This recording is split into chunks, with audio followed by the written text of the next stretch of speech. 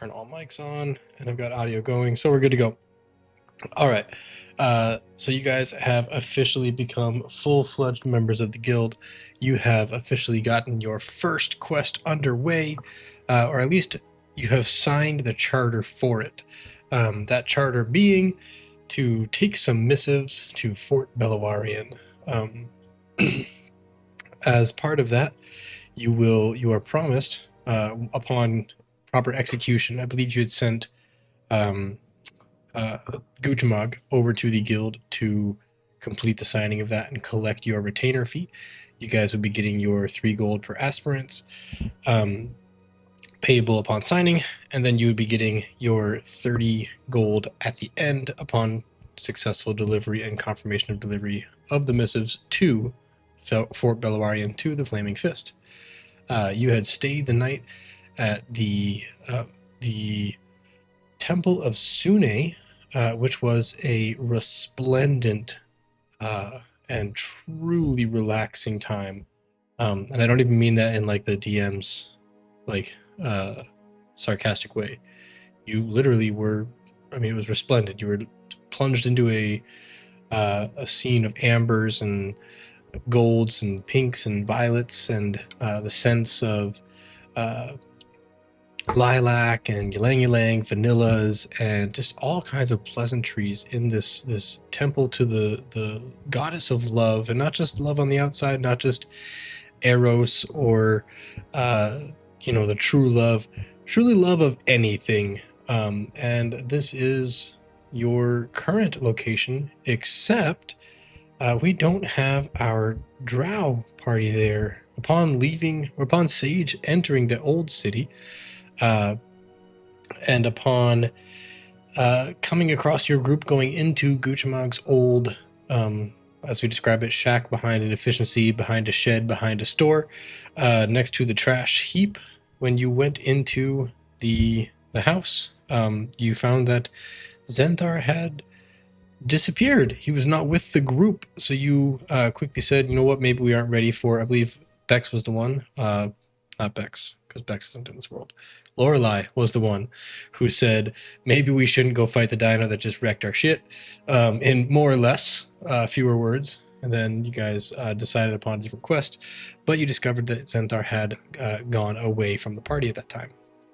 As you woke up in the Temple of Sune, you overheard a devotee of Sune expressed to you like, "Oh, good morning. Thank you so much for your donations. We saw that many donations were made overnight, and we did want to give you some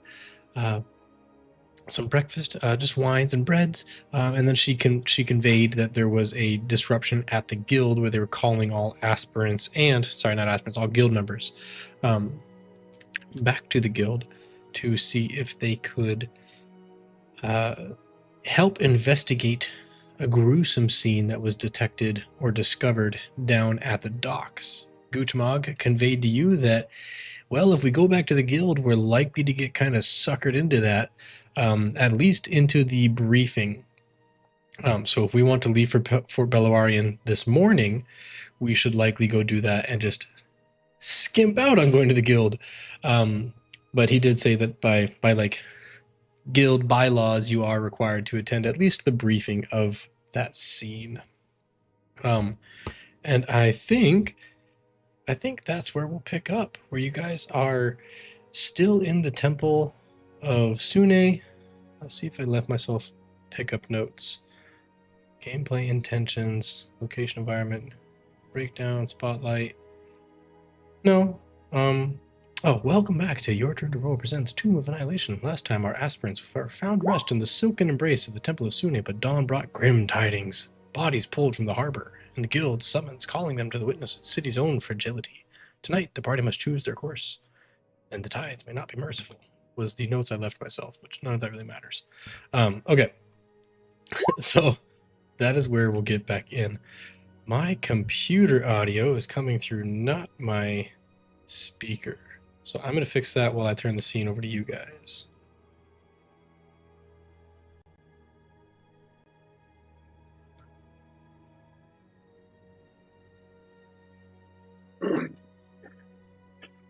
Fully fixed. Are we just gonna leave? Looking to Lorelei as she's the de facto leader now. Well, I guess. I mean, do you guys want to go to the Guildhall meeting thingy, or shall we just skedaddle off to Fort Beluarian? I'm for the second option. I don't really want to go sit in a meeting. It doesn't sound fun to me. I thought that you would like these. I I thought like reading. It's different. I thought that they would. That's like where all our friends are. That we're trying to make friends with, and then they tell us a bunch of stuff, and it's supposed to be about like people who were hurt, and then we're going for a walk. And I mean, there are some friends at the Guildhall, but we were gonna go make friends with people on a boat. mm-hmm. And then after a long walk, we were going to make more friends with people at a special fort. Yeah, so you don't want to learn about dead people? No, I don't.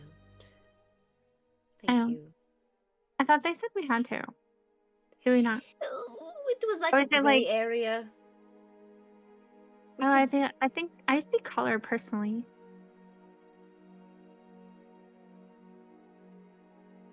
I just would rather get on the road. You know, it's such a long way, and I want to get there. I think we should check out this boat. Yes. Who knows the condition that it might be in? Hopefully sailable. That would be preferred. All right. Does anyone remember where Guchamog said we were supposed to go? I can't quite remember. It's one of the many docks, I'm sure. So it's been a minute. I'll just remind you, because it's only been like literally a minute since your characters have last heard it. Whereas it's been more than 60 times 24 times 7. So there are multiple ports, multiple ways to get on boats out of Port Nyanzaru. The guild has ports for hire at 11 on the map. So 11 over here on the map, that is where the guild has boats for hire. Those will get you guild rates, which are obviously cheaper. Lorelei, you would know just from your recent background, your charter from the mainland to Port Nyanzaru was 300 gold pieces. It was a hefty sum to charter a vessel, but to do that was like, you're not rowing, you're not working, you're not like, you are a chartered guest on the vessel. There are other ports, the largest one being down here, this being the Merchant Prince port. This would be the less guild oriented. Sorry, these are the Merchant Prince ones. So these are more expensive, but larger vessels. And then there is the, hey, we can't afford to be in the harbor, so we sometimes get robbed by pirates. Those ports out here, less official, less protected from the wilds because they are on the outside of the major wall, but they are less expensive. Sometimes less reputable. I don't mean to make light of it, but you sometimes get on a boat and it doesn't make it to destination because it was never meant to make it there. It was meant to traffic you to one of many places where people get trafficked to.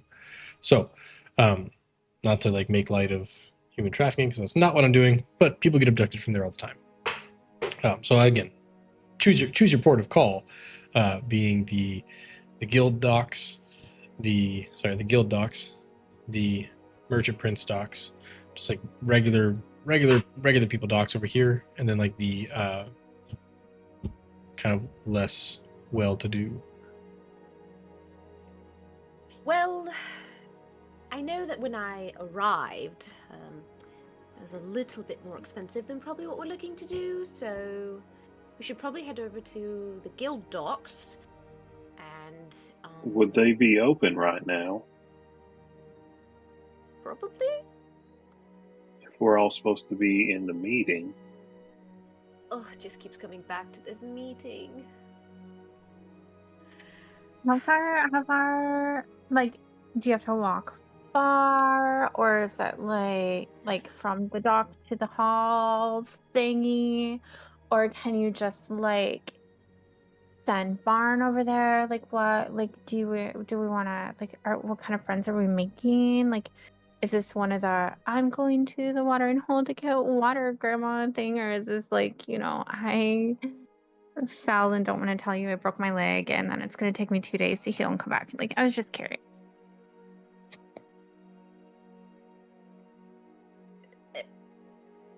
Neither of those things? Oh, I'm so lost with what you just said. like Parn could go to the best friends thing and then we wouldn't actually get in trouble, but we could also like a boat. Or Barn could, not Parn, Barn. And he does the like hand thing. The tree thing. Does it He's talk? not a tree. His name's Barn, as in born in a. Remember? Yes. Yeah. Does he talk? Like, if he goes to the meeting, is he going to be able to tell us what happened? Does the wind whisper in your ear? That is Not such a silly usually, word. no. Oh, really? I Does probably it have a whisper in potion for that. yours? Of course. What? What? You're the smart. She's the smart one. She doesn't know that. Oh my. I'm book smart, darling. I'm book smart. Not wind smart. Oh, yeah, reading. Cool. Alright, well, everything seems to be coming back to we have to go to the meeting. So, shall we?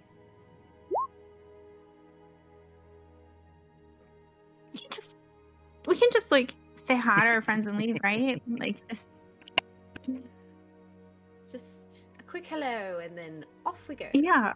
Also, we could probably pick up that one like really tall guy with the sharp things at his house. Tall guy. Yeah, the drow. I think it was the drow. I think Oh, that's what his name Zen. was. Oh, I didn't even realize he was missing. Yeah, he's been gone for a few days. I don't think he said goodbye. It's pretty rude. I'm not mad at him though, because we're still friends. I'm pretty sure. Yeah.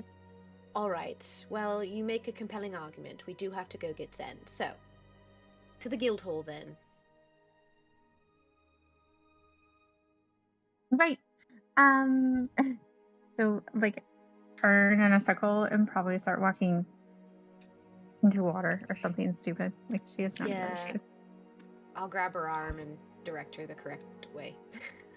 Yeah, so you get about 5 or 8 feet out of the Temple of Sune, and again, we described this as having like mirrored walls, and a like stained glass domed roof. So when you look at it from the outside, you almost can't see the walls. Like you see the lower walls that go up about 8 or 10 feet, and then the next 8 or 10 feet are mirrored, and then there's the domed roof. So you almost don't see that second mirrored section, and the roof seems to just float like magically in the air. It's obviously not. It's built there. And you get about 5 or 8 feet out of the temple, and then you realize the bridge is not returned yet, as you are just slightly before dawn. And there is a devotee of a worshiper, a priestess or priest of Sune on the outside, and they're like, "Oh, okay. I haven't reconstructed the bridge yet this morning, but I can do that now for you." And they just like 2 small taps of it, like a scepter, not like a full staff, but just like a small little like wand-ish scepter, and they tap it twice on the railing, and you see this like prismatic, like the Bifrost, this prismatic bridge extends out and sort of like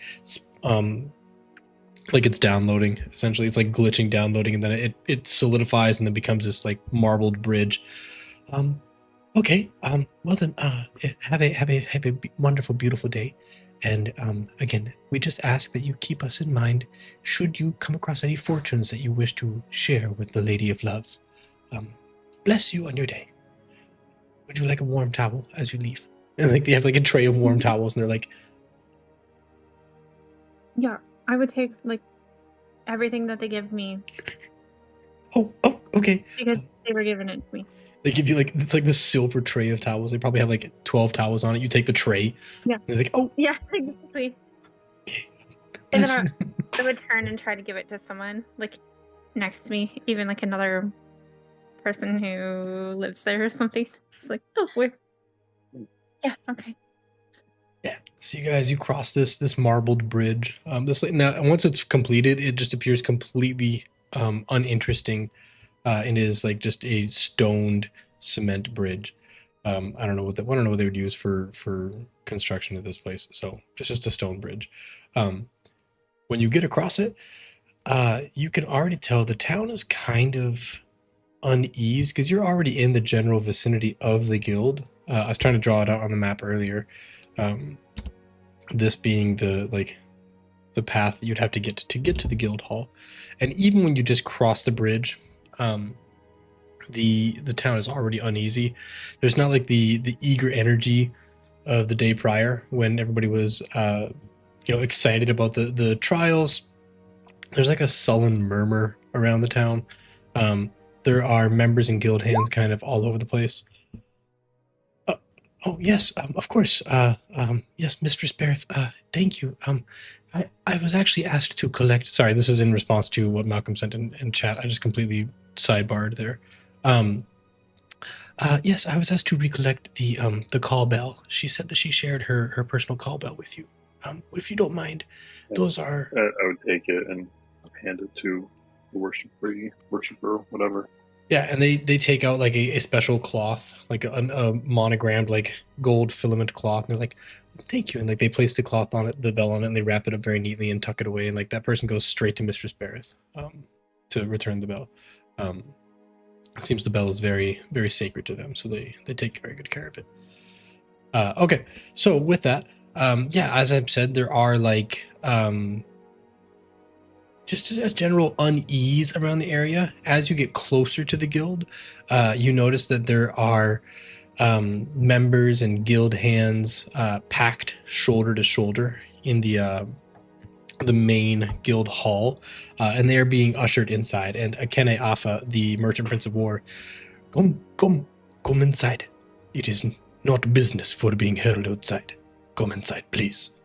And he's just like, he's never spoken with such lack of formality, at least not that you've seen. Please come inside. Please come inside. This is not business for being have outside. And he like opens up the door, and they have like all the doors of the guild open, and people are coming in from all sides, and they gesture everybody down into the building. You look around, you see some of the folks that you saw during the trial of the aspirants, but for the most part, these are veteran guild members. Most of the aspirants have seemingly gone out onto their first quest. You guys might be one of the only ones who are recent members who haven't gone out yet. So you're kind of getting a peek behind like what it is to be full-fledged guild members before everybody else does. But again, they're just like, please come inside, come inside. Just kind of like gesturing at the crowd.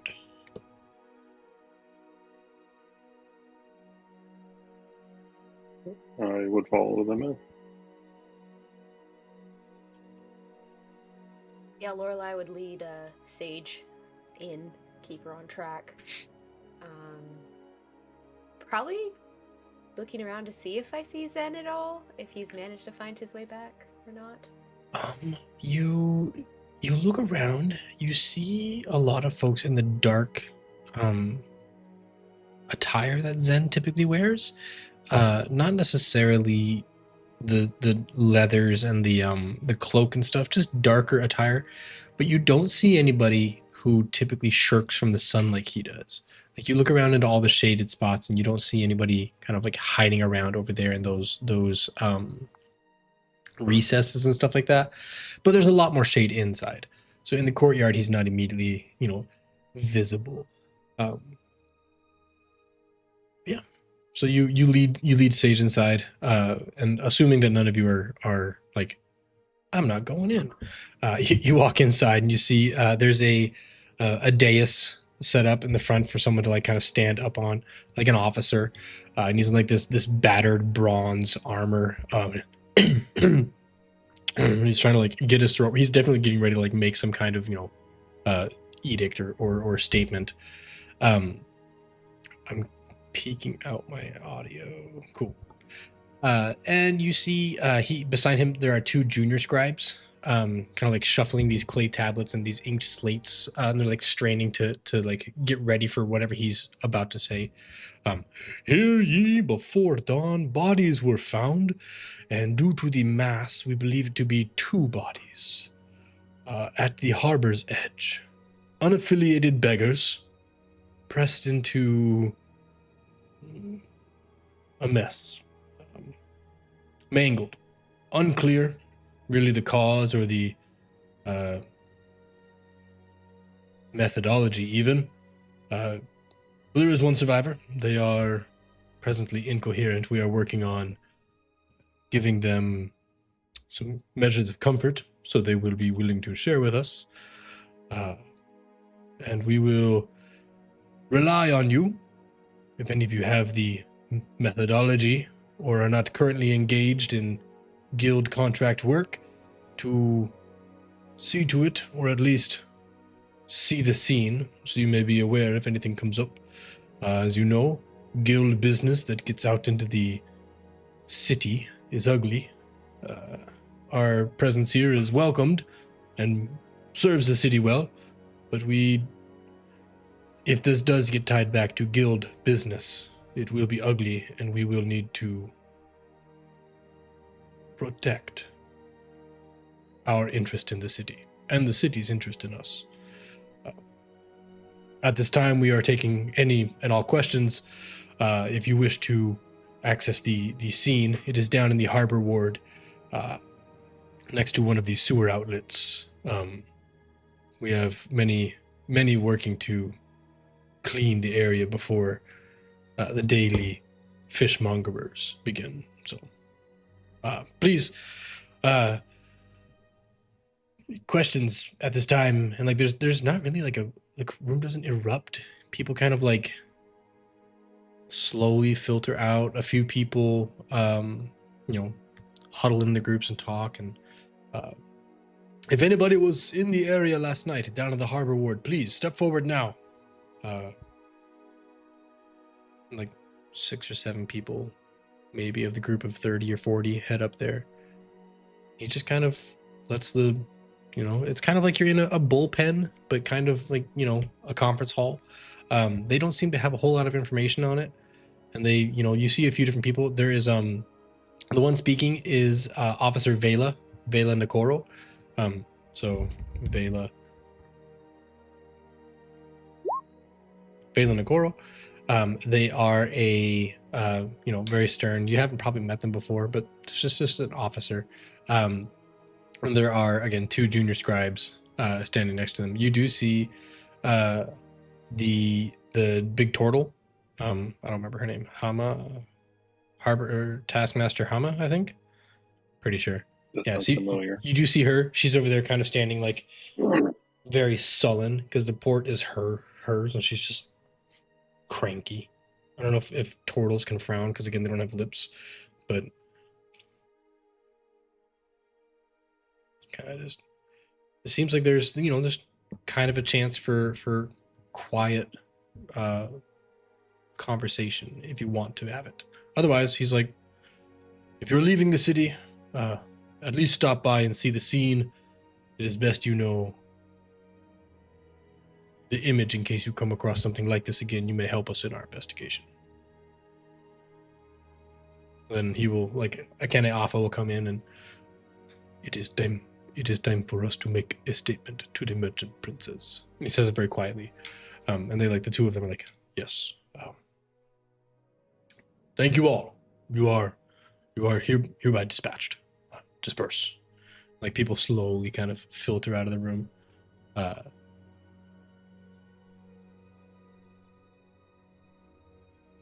Well, that didn't take very long. A lot less worse than I thought. Since we have to go down to the harbor anyways, I mean, we should definitely add that onto the tour. As he said, we should know what to look for. I think that's a great idea. Perfect. Hey, Sage. Hmm? You know that thing you can do sometimes, or you were telling us about it? How you can message someone. Do you think you Oh, could yeah. try to message Zen if he's close Oh. by? Do you think you could hear me singing to him? Because I was like, Zen, Zen, where are you at? Where you been? And I don't know if I've heard like anything from him, but like, that's, I don't know. Zen. She'll say it out loud and in her mind. Where you been? Zen, you Zenthar, not Zen. Look at me adopting your names. Zenthar, you are roused from whatever state you're in, where you sort of hear this amongst all the things that you hear normally. You hear this sort of soothing voice, like hearing a slightly off tune violin in an orchestra of fingernails on chalkboards. Like the voice itself isn't the most pleasing, but compared to the things that you've been hearing recently, it sort of carries through this melodic tune. And again, it may not be the kindest harmony or melody, but it does carry through the cacophony that you've been hearing. Again, you do hear the sound, you do hear the call of your name. And the way the spell works, I think you have... I'd have to check again. The message spell. Because you're not... I'm assuming you're not casting sending, because that's too high of a spell for you. No, just message. I think it might even be 120 feet. It is 120 feet. That's correct. It is not blocked by 1 foot of stone, 1 inch of metal, or a thin sheet of lead, or 3 feet of wood blocks. The spell. Well, because I already said it, we're just gonna go ahead and say that it does. You do hear the sound go through, and you do not have the ability to reply to the message spells. It is only sending. So just dropped out though. Okay. Cool. I won't wait for a reply then, because a reply will not come. Damn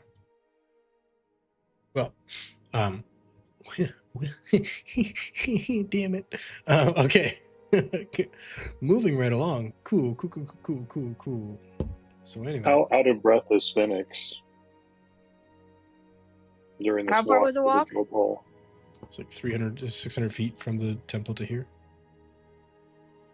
Gosh darn it, I didn't mean to use the radius one.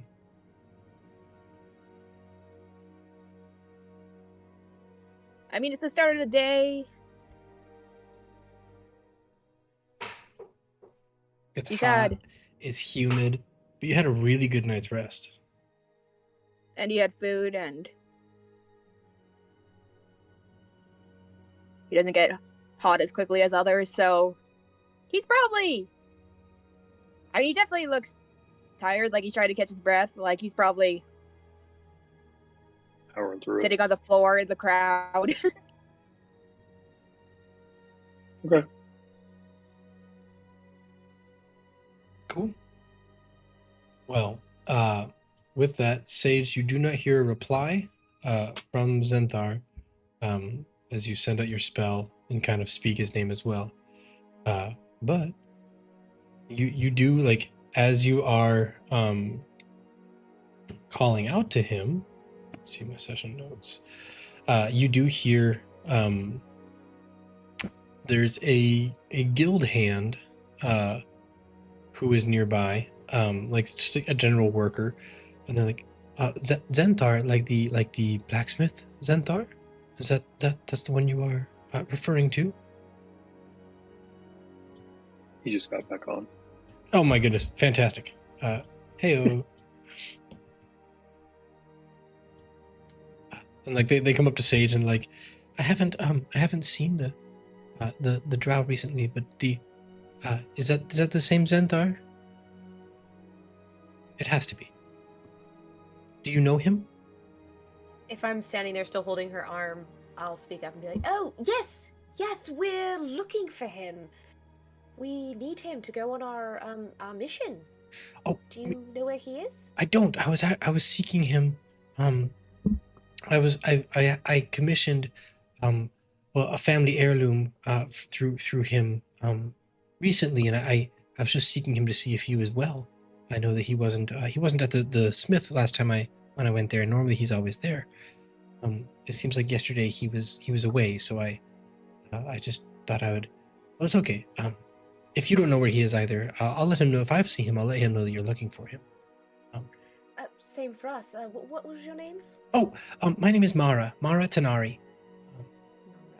I am well, I'm not much, but I've been a squire in the guild for a while now. I don't really too much like the missions, but I love learning about them. I'm very intrigued in what I learn. So please, you can find me in. Well, I don't get to go to the elders' libraries, but sometimes they drop a book on the way up there, and I read it before I return it to them. So, you know, if you ever want to see me, I'm in the Squire's library. Squire's library, a lovely place. It sounds like to me. Oh, it is. We don't have the newest books or the newest versions of any of the books, the volumes. But like I said, sometimes the elders will drop a book on their way to the towers, and I'll read it. It's fascinating. And I didn't get your name, love. Lorelai, it's lovely to meet you, darling. Thank you. Are you in your group? And like they kind of like look at the rest of you. Are you all guild members now?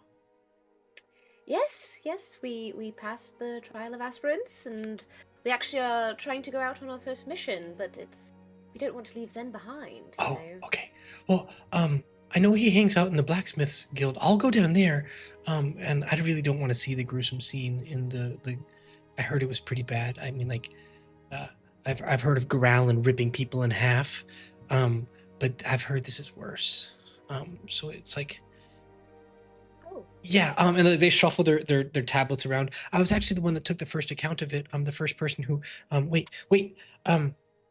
They said it was like they pulled. Well, they said okay. The first thing I saw was the blood wasn't sprayed or spilled. It was pulled. There were threads of it, like someone had reeled it out with a hook. And then they couldn't. They said they couldn't count the pieces of the face. I wrote it down, but it didn't really make sense to me that they, I think I'm just gonna go look in the blacksmith's hall for him, and if you come across him, let him know that I'm looking for him, and if I come across him, I'll let him know you're looking for him. Mm-hmm. Absolutely. You look troubled. No, I'm fine. Okay. Lorelai's flowers are like just yellow and just falling as fast as they can because she is terrified. Oh, I'm sorry. I didn't mean to. Okay. It's okay. This is just my first day, Okay. Jitters, as it were. Okay. Thanks for the information. Yeah. I'm sorry. I really didn't mean to bother you. Listen, I mean, if you look like you could be a really good squire with me if you didn't like the combat stuff. I came here for a purpose, and I'm going to see it through. But thank you. Oh, okay. I'll think about it. Okay. Okay. Okay. And she just like picks up her slate tabs and it's like. Lorelai, you don't have to be scared because we have Parn, and he said that he likes to kill things. It's not that. I've got a bit of a weak stomach for gruesome sights.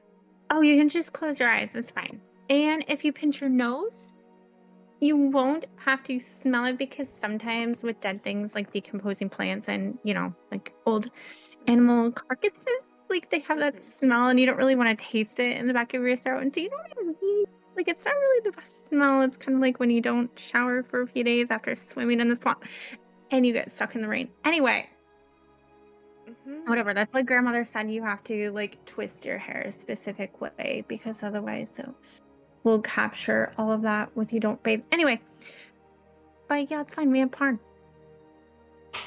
And she'll point to Finnick behind her and she's like, he has potions. He seems a little murdery too, right? Yeah. I just learned that word. A little bit. It's all right. I'll get over it. But thank you for all the advice, Sage. Oh, wow. I'm like maybe good at book stuff too, huh? Yes. Like looking around at all you guys, like all of you, just like, look at it. And she'll like cast out another message randomly to Zenthar too. That's just like, Zen, did you know I'm like getting smart and stuff? Like he'll care. She is right, though. I'll take care of all the gory stuff. Oh yeah, and Finnick will make into zombies. I heard a story about them once. Yeah, that's like corpses and dead things that like will rise. And they Lorelei's just gonna casually again. start to slide her hand over Sage's mouth and just be like, "There's nothing That's a no word. to talk about. Yeah. Go back to your library. Thank you. Goodbye." And I'm just gonna turn and start to walk Sage the other direction. The audience is left with nodding happily, still kind of mouthing words like. the audience is left with Mara like trying to speak and say goodbye, but she's just like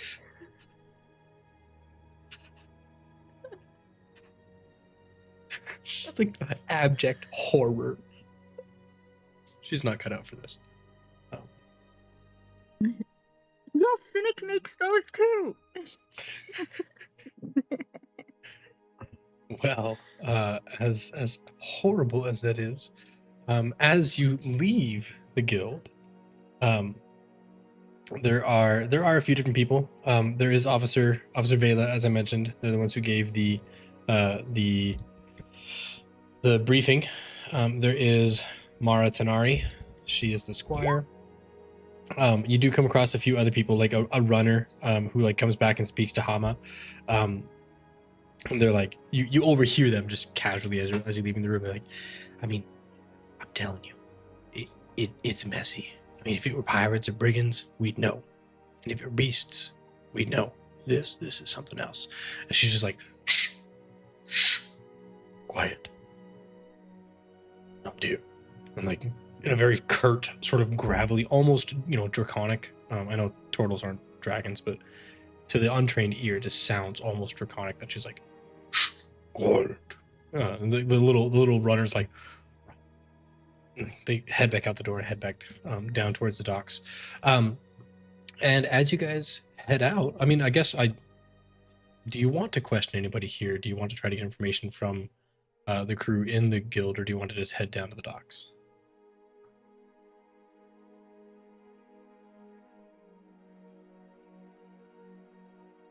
I think we should just head to the docks. Yeah. Let's not be swayed. Yeah. So as you head out, you notice this almost apropos, like serendipitous fog rolls in over the morning harbor. There are nets that are like dripping seawater as they get ready, and they're like, the fishermen are stringing their nets out to get onto boats to head out.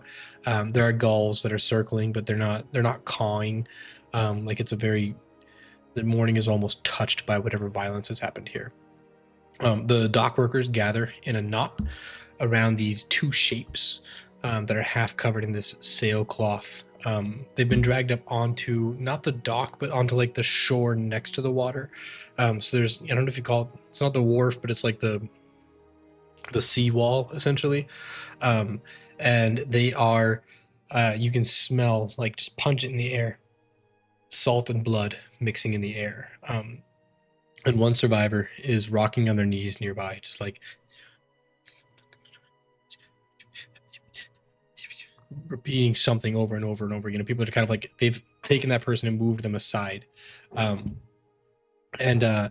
The guild official who's down there, like, raises their hand and peels the tarp back in a wet sort of like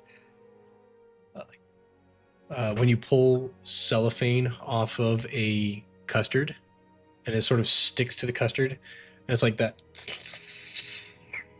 sound, like that wet plastic on custard. And you see it's not a pretty sight. It could be two bodies. One body has been folded backward. Its joints are snapped in like this grotesque symmetry. The arms are splayed like the spokes of a broken wheel. There are threads of blood stretching from the sockets, and they're going out to like all the ground around them. And there are flies. Sorry, I mixed up my two notes here. Lies flensed. The other lies flensed, which is just another fancier word for flayed. Not torn apart, but like they have been separated from their skin. They have been unwound. Skin and sinew pulled in thin ribbons wrapped around the body like a shroud of its own flesh. The head is tilted back at just an impossible angle. And the mouth is split wide with a grin that never really belonged to the victim. Both corpses seem to reverberate as if the violence done still clings to the air. The group around them kind of sees that they are pungent in wrought iron and something a little bit more acrid, like burnt hair, stinging the back of the throats. It doesn't look like the message, like the work of any beast. It looks more like a message having been sent. Bex, your facial expressions during that folk story, that was wonderful. Can Parn go and look and see if he's familiar with any of the weapons that could have caused those injuries? Yeah, go over there and give me a medicine check. No, this is going to be wonderful. Yep.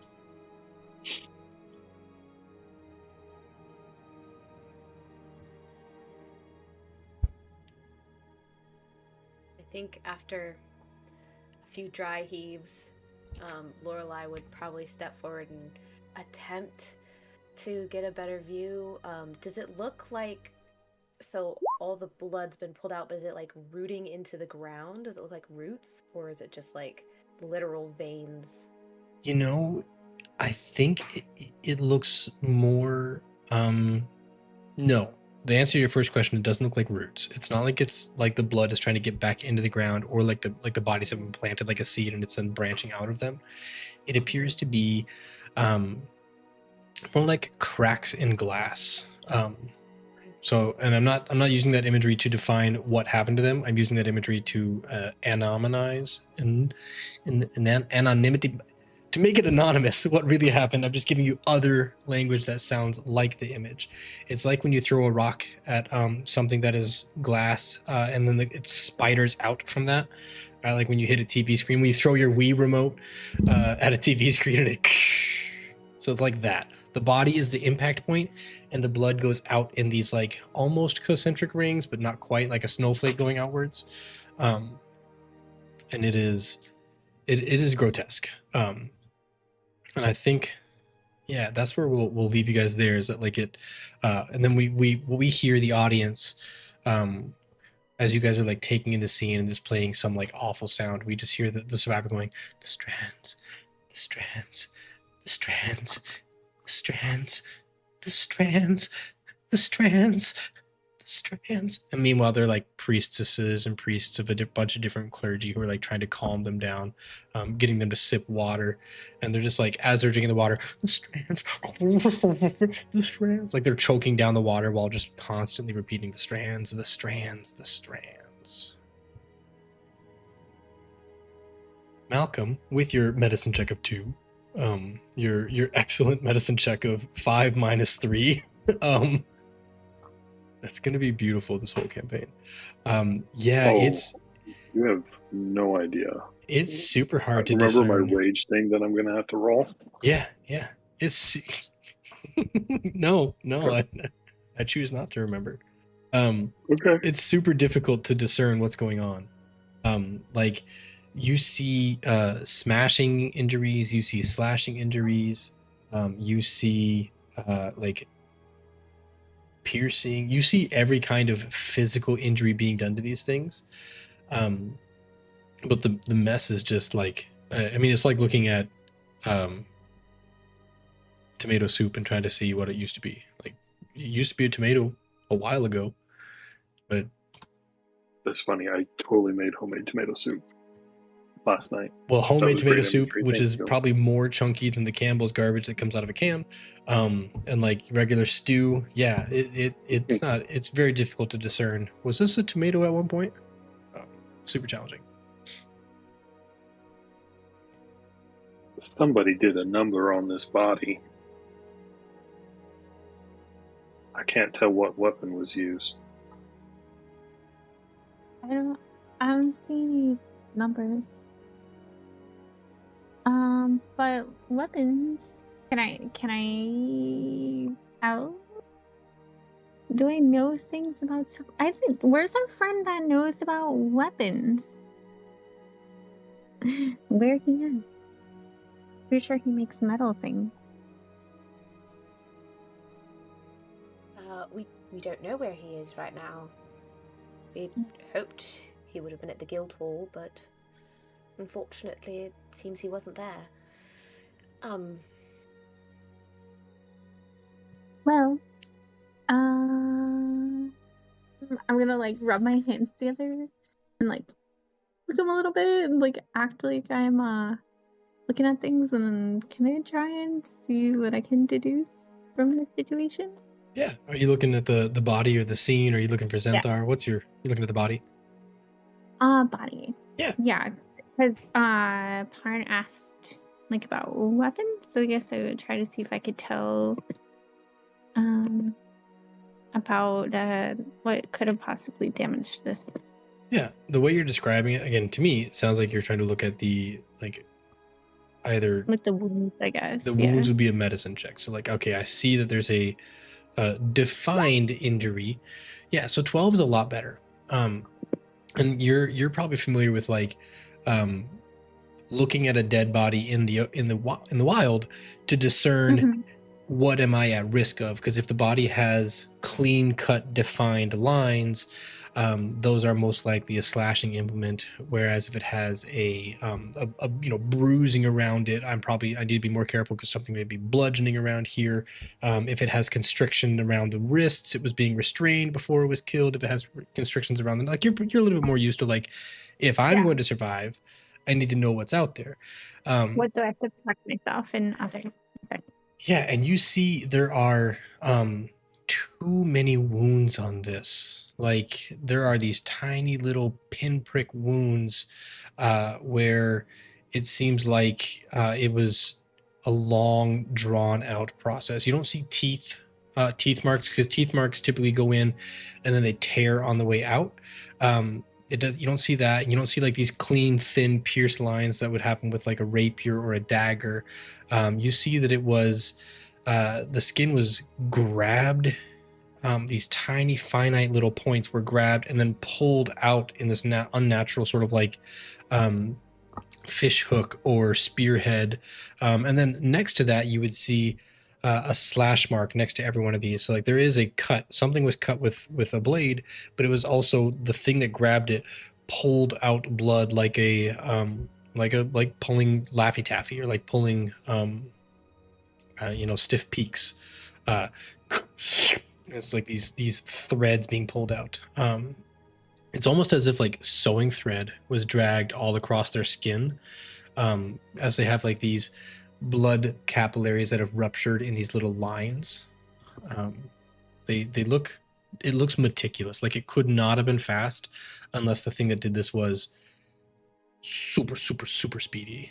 Like it looks like it, I don't want to like metagame it. But it looks like it was doing more than one person killing these things, because they would have died way faster right? Like the shock would have set in, they would have bled out. So all of these injuries had to happen very quickly to stop the thing from dying from blood loss. They did eventually, but I think it would be a good time. Phoenix, you haven't made any comments yet. I don't know if you're looking at the body or if you're looking at the scene. And then Lorelei, you haven't technically looked at the body yet. So I'll say between Phoenix and Lorelei, as you're kind of looking out across the scene, the whole of the scene, you see a sort of ramshackled, like draped in not their regular clothes, draped in like a I don't want to say burlap blanket because it's not that, but it's like, you know, a tarp that you would draw across cargo on a ship, just a regular like canvas tarp. You see Zenthar kind of leaning up against a light post, supporting himself up with that, and wrapped up in this canvas cloth, like supporting himself, holding onto the light post, kind of just, you know, worse for wear, but not part of the scene, just kind of like off to the side.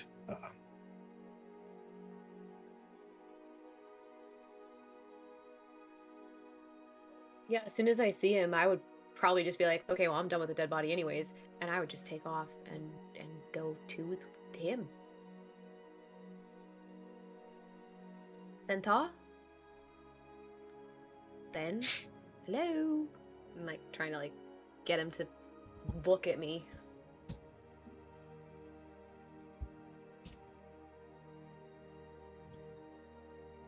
I think personally he would. I don't think he would recognize like you there at first. I think he would still be kind of like out of it. Just like looking like kind of as if he like didn't see anybody there. Just like looking into the void. Yeah, I'll just kind of, as I get closer, kind of like you know, a scared animal, just like I've got my hands up, but I will gently, kind of put my hand on your arm and just keep saying, Zen? I think Zen, the it's Lorelei. second you would touch him, he would immediately like freak the fuck out. Like he would just just like crawl back like away from you, like maybe wielding his dagger or his sword out, like pointing, just frantic. And then like after a moment of just realizing it's you, he was just heavy breathing, like not trying to appeal like hostile anymore, but like, or like in a defense mean. He's just like kind of like relieved, I guess is the word. Just crawl, like was crawling back, but now he's just like at a resting kind of like oh dear, oh, he scared me. Just trying to gain his capture his breath. I'm sorry, I didn't mean to scare you. It's just, you've been gone for such a long time. We were worried about you, and we tried to, well, Sage tried to call you, call out to you, and I don't know how well that went, but are you okay? He's gonna like just like look around, just seeing like where he's at, the pole, like just look at his hands, checking on his body, like Yeah, you appear without injury. I guess so. 1 second I was walking and I closed my eyes, I'm here. That was like 24 hours ago.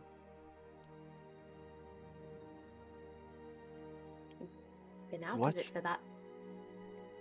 Yeah. I mean, well, maybe a little less than 24, but But I was it's not. just with you guys. No. I'm sorry to tell you, but no, you haven't been with us. We lost you, and you weren't answering, and This is the first we've seen you in a number of hours. He's gonna stand up, kind of like holding against a wall or a post or whatever it is, but holding his head. I think maybe I was attacked. I don't know. It's all fuzzy. I don't remember.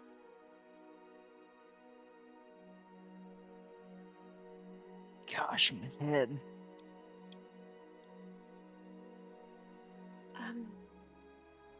Well, why don't you come with me back to the group and maybe we can try to pass out what has happened to you?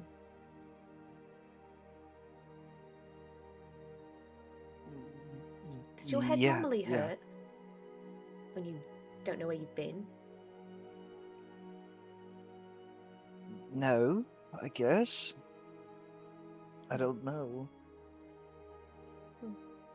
Does he still have his stuff by any chance? You don't have it on you. Like your armor is like you don't have your armor. You look around and you feel like you are dressed in what you would wear under the armor, but it's not your clothes. It's like somebody else's Under Armour clothes. And as I described, a canvas tarp. But you, yeah, that's the extent of what you have currently. I guess he's just gonna look around and be like, I guess trying to see if he just can't find any of his stuff, really. Yeah, He got me. the first place you check, where would you check? What's the first place you think you'd find your things? Well, I mean, at the current state of mind, he would just look around the scene, particularly, or hell, like even in that. I don't know if you said alleyway, like where he was at, like that next to the pole. Yeah, you look back into the alleyway. You see a couple of like undisturbed crates, and behind those crates, you see one that's open, and all of your things are in it. It takes like it's almost uncanny. The first place you think to look is where you look, and all of your stuff is there. I don't know if you've ever felt that way at home, where you're like, I have no idea where my wallet and keys are. Oh look, they're right here. They happen to be the first place I looked. That's really rare, Yeah. but there they are. I can't explain it. I don't know. Well, I guess as soon as he finds it, he would immediately try to put the armor on. He would just fast as he can. That way, he can just have something on him. Yeah, and it takes time, right? Because it's putting armor on is like, all right, I've got to don this armor. Some of it's challenging. Like, Lorelai, do you go with him as he's trying to he goes to recollect his things? Oh yeah, I'm not letting him out of my sight. Yeah, exactly. You have a permanent chaperone. Congratulations. Yeah, so I would imagine that we see Xanthar just like I need to get clothed. I need to get defensible. So he's struggling to put this armor on, and I imagine Lorelai goes over and helps him clasp and tie the corset or the strings on the back of his chainmail and stuff like that, to make sure that he's close by, while also not being like, I'm watching you. Right. let me help you, kind of thing. So just doing her best to be around and present. Yeah, and the whole thing, it is just like for you, Xanthar, watching a horror scene in your mind. You hear screams, you hear those whispers, you hear kind of the clashing of weapon on stone or weapon on shield, and then you just hear the rending of blood and again the screams there. It's kind of like shell shock, you're just left in the aftermath of this. Meanwhile, the rest of you, Parn, Sage, Fennec, what are you guys doing over at the scene? You see, it's been a hot minute that we've done this already, but Lorelai has gone off to go see Xanthar. What are the rest of you doing over at the scene? Fennec is right near the abomination. He's gonna look at the nearest guild member and be like, "You using this?" We are going to, if we can, identify the bodies by means of divination, hopefully return them to whatever family they have, but by my understanding, they are unaccounted for beggars, so you may collect their body from the dump if you require it. Can I just collect it now?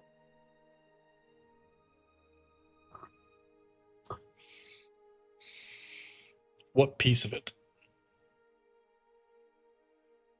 The part that looks somewhat human-y. Well, I'm sure I can. He's gonna take the body and just try to make it like slightly more human. He Like holds just up bend it. He holds up one of the like detached limbs that's been reposed, like they took the arm and bent it awkward like this, and they stuck it up there with the hands. Like, sorry, you can't see my hands. They bent it around like off and around or whatever. He picks up the hand and like with a smart little like he pulls it off the body like pulling crab legs, and he's like, "Do you want an arm?" The rest of it, and like you look down, that is the most intact piece of this. The rest of it, like I described the rest of it being flensed or like flayed, but this piece seems to be intact. And he's like, I mean, if you want a hand,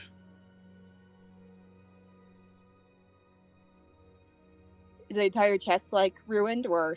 yeah, you're looking at rib cage, and it has been. Hey, I mean the bones. If there's bones, yeah, he'll take it. If that is grotesque, please. And he'll put the tarp back on, and then make a boundary around the bodies again, kind of like pushing other guild members back. And he looks over your shoulder and he's like, "If I don't have to clean this up, be gone." Like he doesn't finish his sentence. He just turns around and says like, "Back, get back." And leaves you there. Sweet. Sage, Barn? He's gonna turn to them and be like, "Hey, look, I got a body." Oh, cool. And you didn't even have to kill it, Parn. That's awesome. Harn will not have really been paying attention to this. He'll still have been working on how to swing and not leave himself open. But the more he's practicing at it, the more he realizes that he's going to have to give up some level of his own personal safety in order to hit harder. And he's like trying to figure out ways to mitigate it. But and then he hears that and he looks up. He's like, huh? What? So there's an active murder scene, and then the police are pushing everybody back, and Parnes is over there with his axe, like, oh, what if you're shadow boxing at a murder scene? Just making sure I understand this properly. Yeah, that tracks. Yeah. There's a police officer who immediately comes over and is like, What in the God's names are you doing? Are you making a scene? Are you recreating the scene? I don't understand. You're making a very big scene here. Well, no, he's just that's Parn. He's not a scene. That's Parn. He's fine.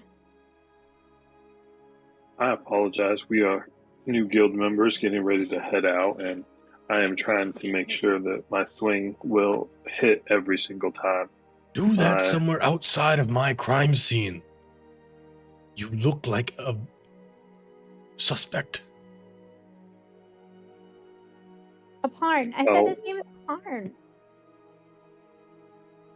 Parn will just walk a little bit away, like where he can still see everything, but like clearly not in the crime scene. Am I out of the scene here? Am I out of the scene here? Am I out of the scene here? Like 3 slow steps back. He quickly loses control of the crime scene. With Fennec trying to harvest ribs. Whoever did the killing or whatever did the killing made this a little bit easier for you. The bones have been slowly broken off the spine. Like the more you look at this body, the less whole it is. Like even the parts that look to be together are not really together. So you're able to pick up human bones, skin, muscle, whatever. It's like 2 bodies, right? It is 2 bodies.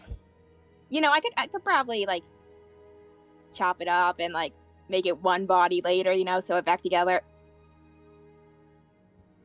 You could.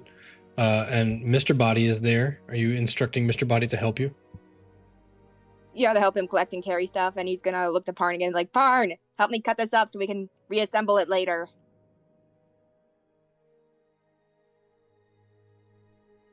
You're muted. I'm farther away practicing. He screams louder. Parn, Yeah. get your ass over here. As you mentioned, cutting up the crime scene, you are ushered away with your small collection of bones, as the officer can no longer feign ignorance of your actions, and he will come over. He's like, "Begone! Take your sample back to the Lord of Bones and get out of here." As he like tries to cover his own arse, for letting someone, defile his crime scene. So I'll say that you get away with a couple of rib bones, a spine, and maybe an arm or two, and he chases you off as like he is not going to let his crime scene be tampered with like that. So as you are shuffled away, the only one I haven't heard from yet is Sage. Do you have anything immediately you would do at the crime scene itself? Oh no, other than like helping, I have no idea what we're doing there. Perfect. Like immediately, when Parn is trying to figure out how to hit people, and I'd just be like, "Do you think they had a boat?" Yeah, you look over and there's multiple boats. There are cool. there are 3 big ones. One of them being, I probably have them written up somewhere really fancy, but it's not really super important for that.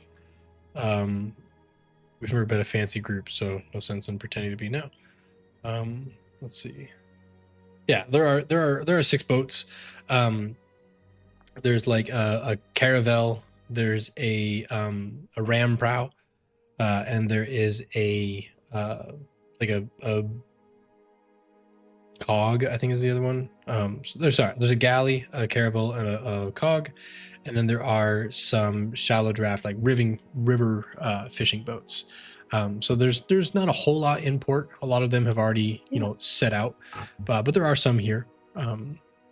I want to wander over to who I think looks like maybe in charge of a boat. So that would probably be whoever's like the loudest person standing on a boat. That's the first person I can see. And to be like, "Hey, you want to go make some friends? We're going on an adventure. Want to come with us?"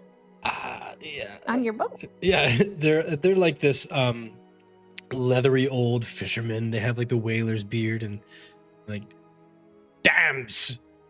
What? Friends? Fuck 'em, I ain't got no need for 'em."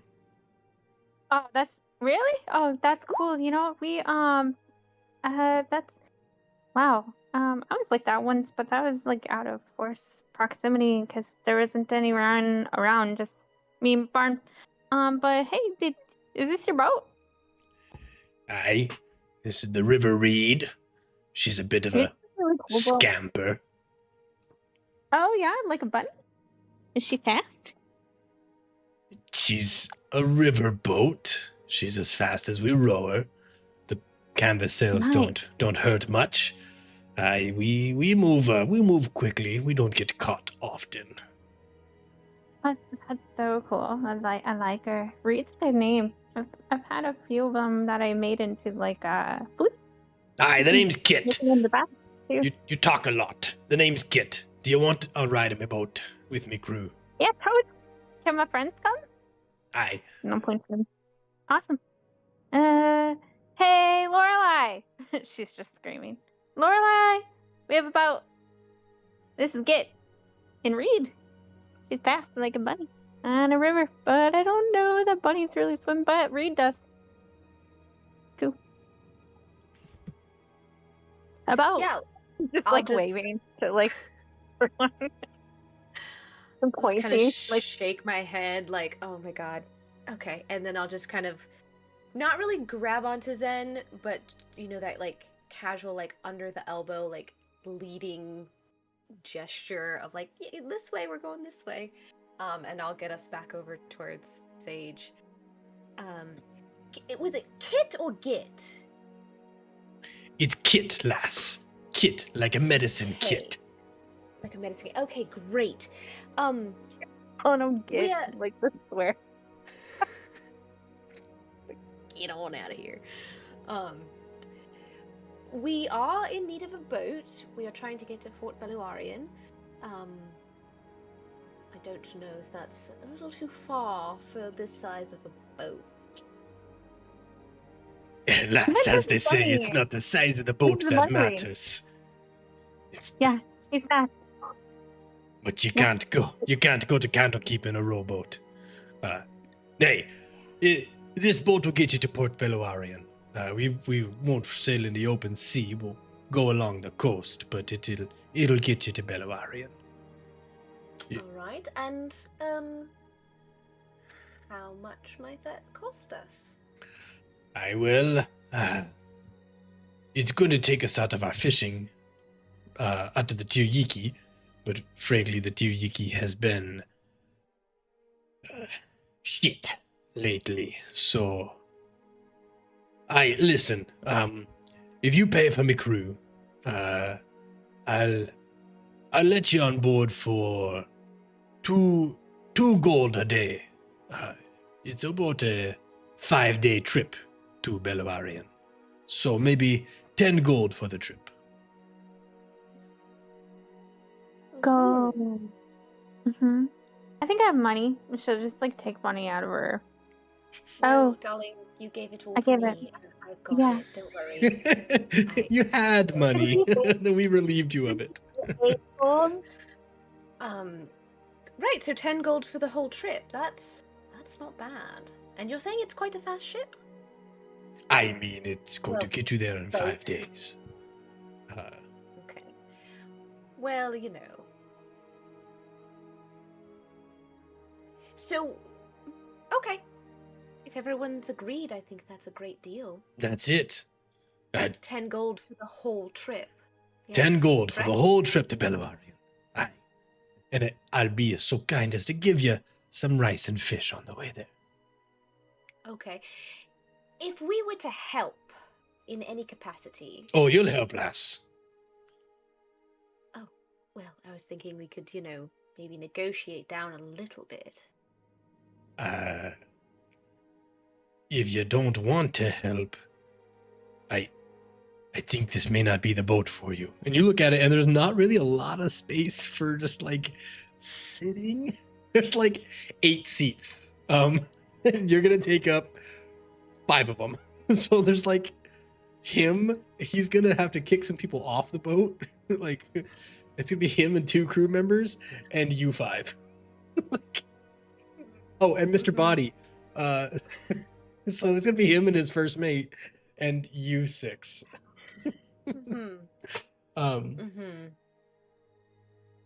So right now he just sees Lorelei and Sage. He doesn't see the rest of them. He just sees the 2 of you. How long will you be in the harbor for? Well, my crew aren't so interested in going into the Tiryiki, so I'm trying to find us some different waters to go into. We may end up near Beluarian. Regardless. But we have to be careful this time of year with the Jahaka pirates. They tend to hang out around these waters outside. We know our way around their waters, and they can't go as shallow as we can, so we don't get boarded often. And my crew and I, we just give them what they want, and then they leave us alone.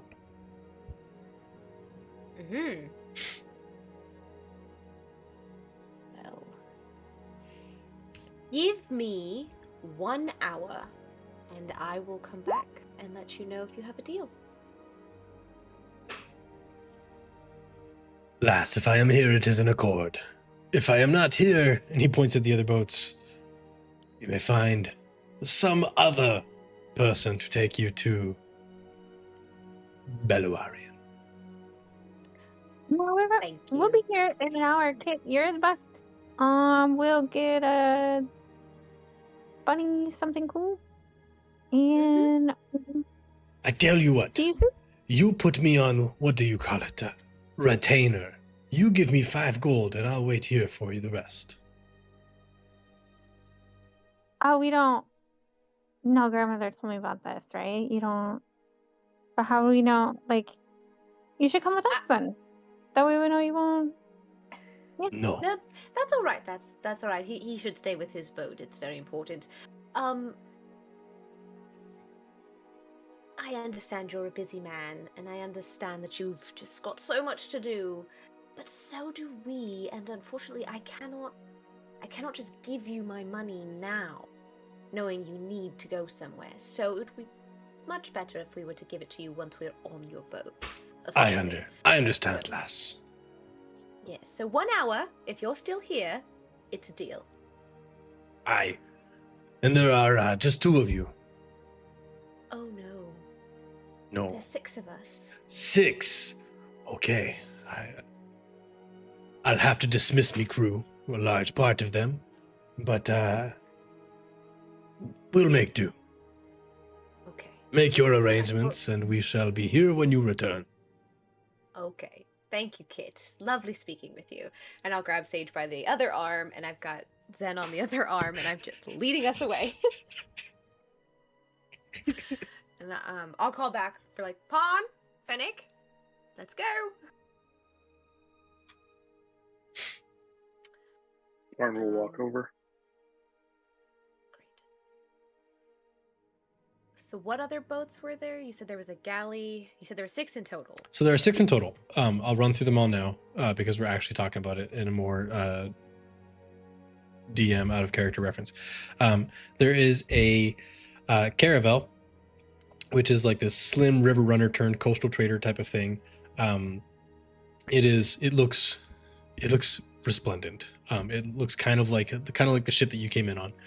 There's a galley, which is outfitted for Flaming Fist patrols, so you can see them already. Like, they are Flaming Fist operants on the boat. Has an iron-plated ram prow. It's painted in like Flaming Fist red.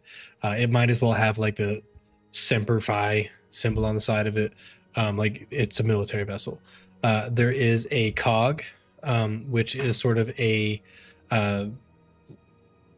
merchant ship. Again, it may very well be the same one that you came in on. Then there are the 3 more affordable ones. There is a fishing barge. There is the river trader, the one that you just, sorry, the fishing barge is the one that you're currently looking at. It's like an 8-passenger, like flat boat.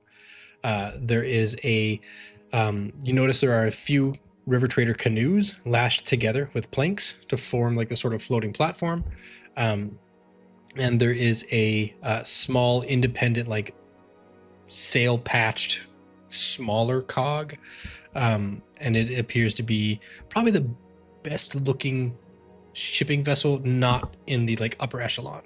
So if I can like paint the picture, it goes the River Reed, the one that you are currently engaged in conversations with, the Wave Dancer, which is the river fleet, the canoe fleet, the Salt Sparrow, that's the bottom barrel, like the lower echelon of ships. Then there is the Moon Dancer, which is the cog all by itself, probably the one that you came in on, the Verdant Wind, which is the river runner, and then the Iron Trident is like, you're not going to be able to afford the Iron Trident, just telling you flat out. It's a very expensive boat. So I should just type that up in chat for you. I'm going to mute my mic while I do that. All right. Clickety clackety. I think I am gonna lead everybody. I also have gold if you need it. Oh, Pawn, we'll figure that out when we get there. We have to pick a boat first. And honestly, knowing how much it costs me to take something like that, and she'll point at the dancer, I think we're going to have better luck with that. And she'll point at the smaller one with like kind of tattered sails. And she'll just start leading everybody, or I will start leading everybody that direction. Cardinal fault.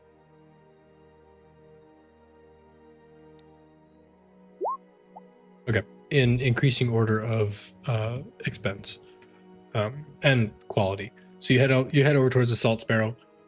Whoops! I called it Independent Cog. It should be Salt Sparrow. Well, I failed. Call it quits, everybody. Okay. So, yeah, this one has a salt bleached hull. The sail has been patched multiple times with like mismatched cloth. There are gulls all around it. There are 2 tabaxi aboard.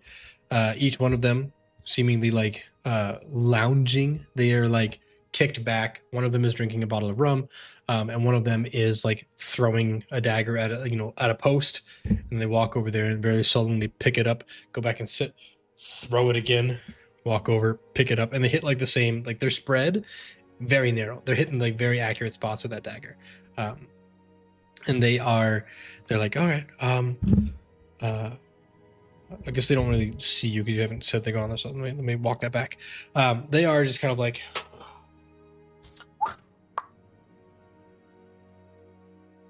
lounging, absolutely lounging. Like they have the gangplank is down from the boat to the shore, but they make no effort to look for hire. Yeah, I'll call out to him. Hello there.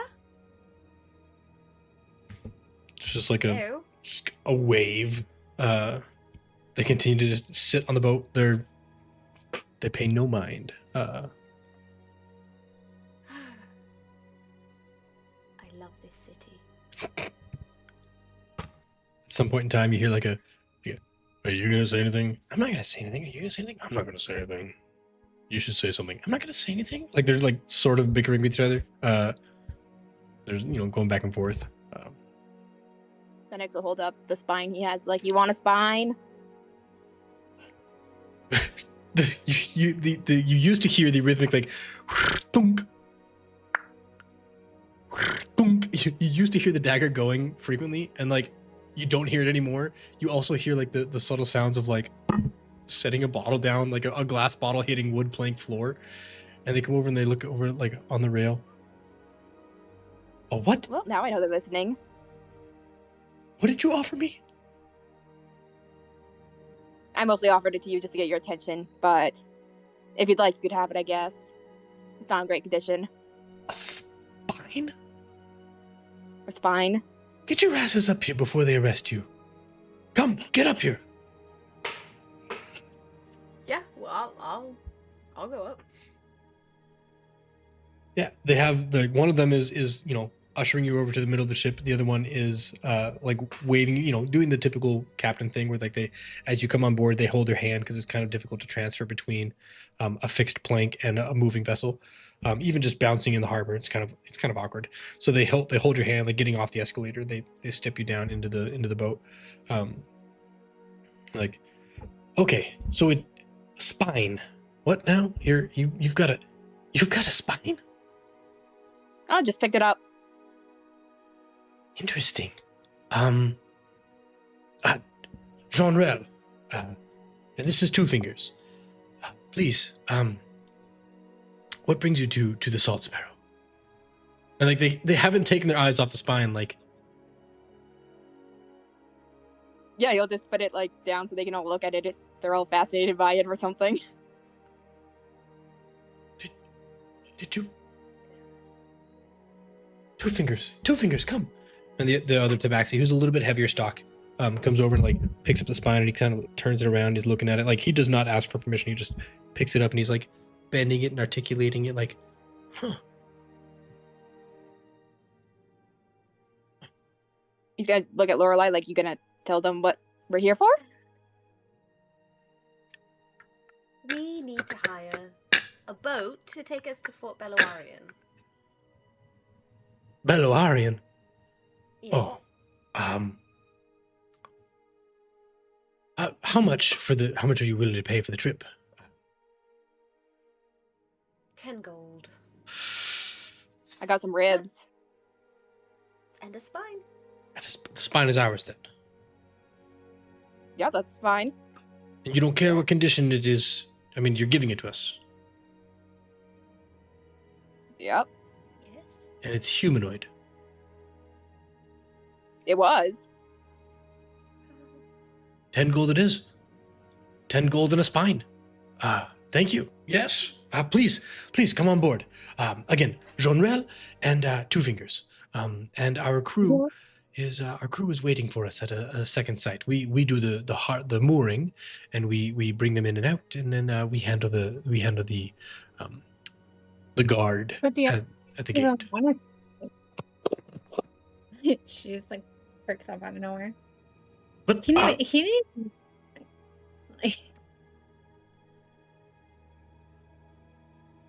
what was that?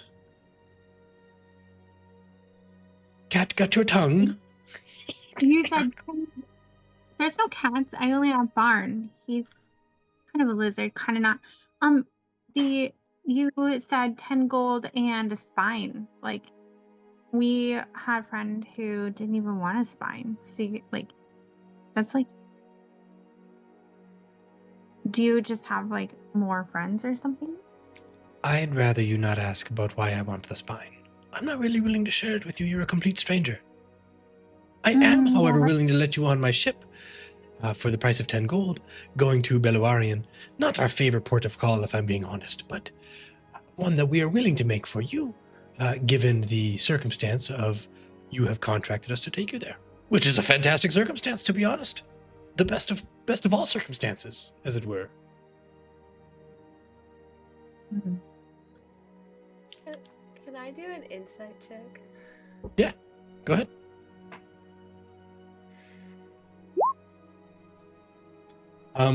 He is, let's see, very eccentric. His hand placement he's a very handsy talker.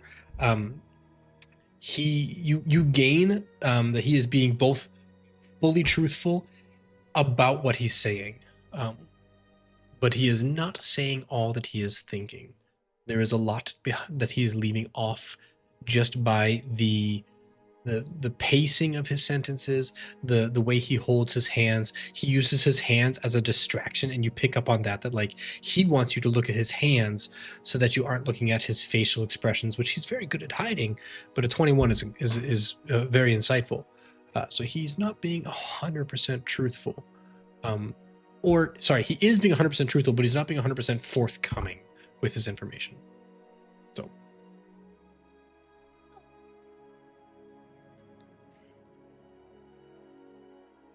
then again, if we are agreed, we can strike an accord, and we can be out of the ship.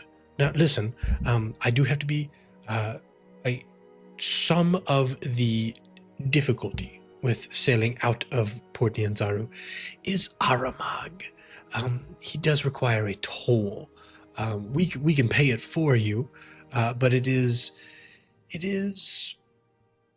best that you are not aboard when we're not visible. We'll stow you in the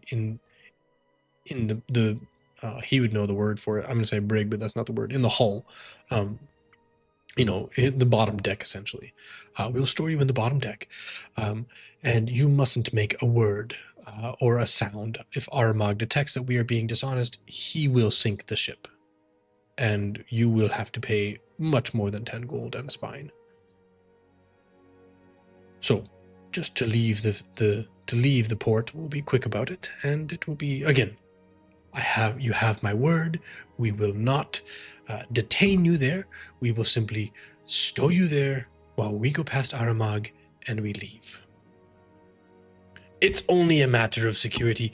We are familiar with him, and we have taken some landlubbers before, and when they talk too much, and as much as I love you all, you talk a lot. I don't want you to talk to Aramag. The turtle guy? Yes, the turtle guy. Throw him a coin, and he's like super cool. Oh, were you part of the trials? Yes, a coin. That is, you see, Aramag permits people to swim in his bay. That was more of are you a yellow belly?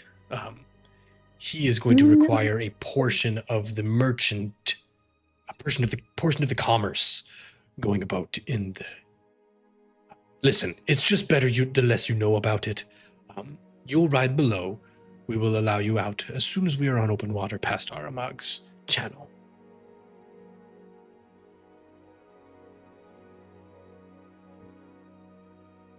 If that settles it, then we are in agreement.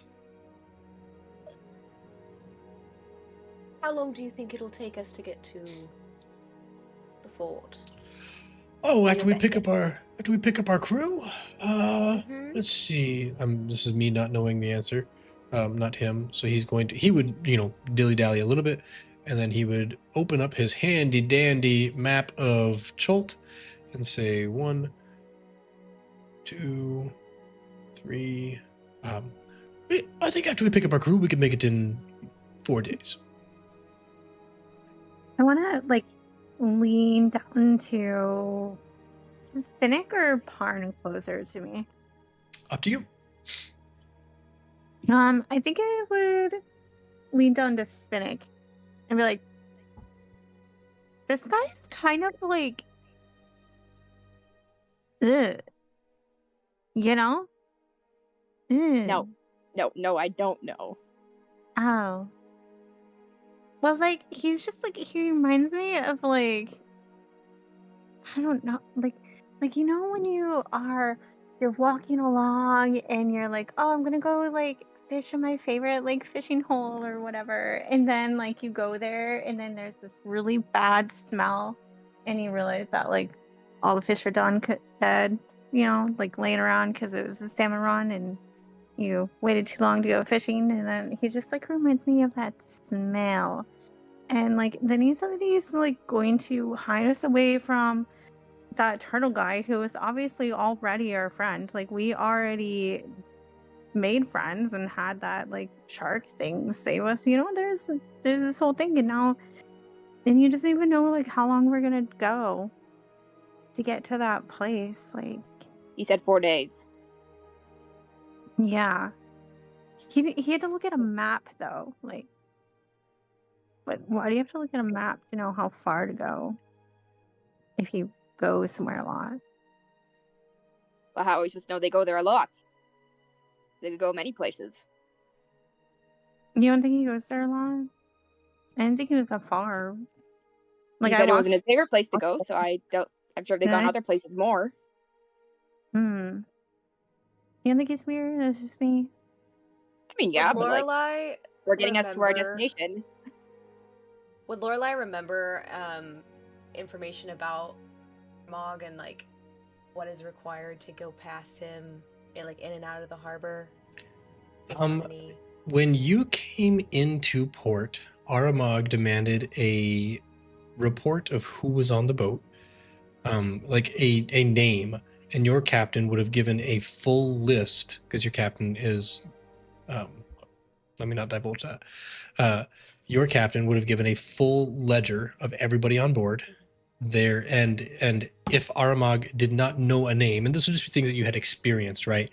He'd be like, that name is not known to me, and that the captain would have given a lineage of that person. Every name that comes in and out of the port is given to Aramag, and then he decides the amount of money that is due upon transferring those people in and out. It is part of the payment of most ships that come in. So if you charter a ship from Kalamshan to Chult, they'll tell you hey, it's going to cost you this for the charter and the tax at the port, because we are going to have to pay a tax for you. So you're going to have to pay part of that tax yourself. Yes, you are aware that Aramag does take a full list of everybody on board and charges based off of what they are capable of paying. That is a full fact of what you would have, because you did some prep work for this adventure, and you did a lot of book work on what you could have done, what you could have gleaned. So this is a good thing that you could have gleaned. It's he's being on the up and up. Well, he's telling you the truth about Aramag. He is not on the up and up, but he's telling you the truth about Aramag.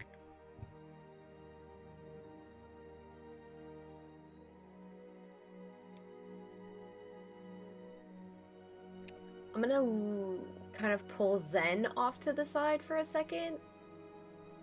Before you do, Phoenix is just gonna call out you like, do we need that Dragonborn guy?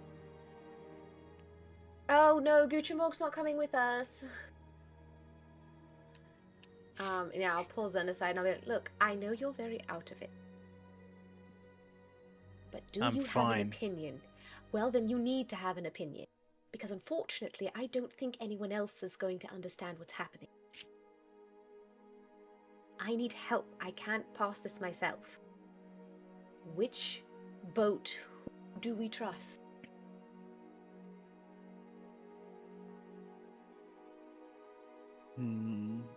Well,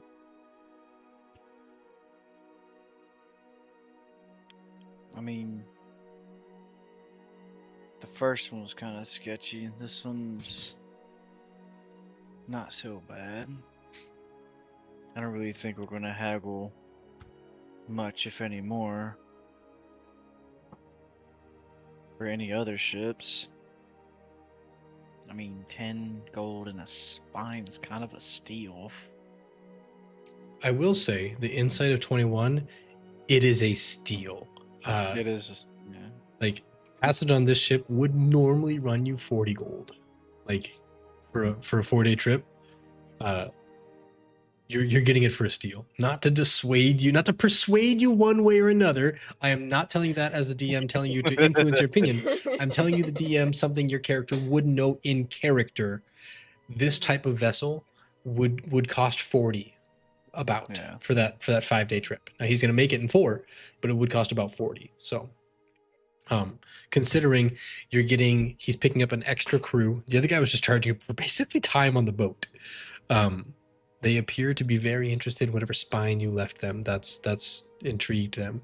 And then before we make a decision, we're going to cut to our 90-minute in, because we're technically 105 minutes in. So we're going to do our halftime here, and then we'll come back with you guys getting on the boat and heading out. So we'll be right back. Yeah. Shoom.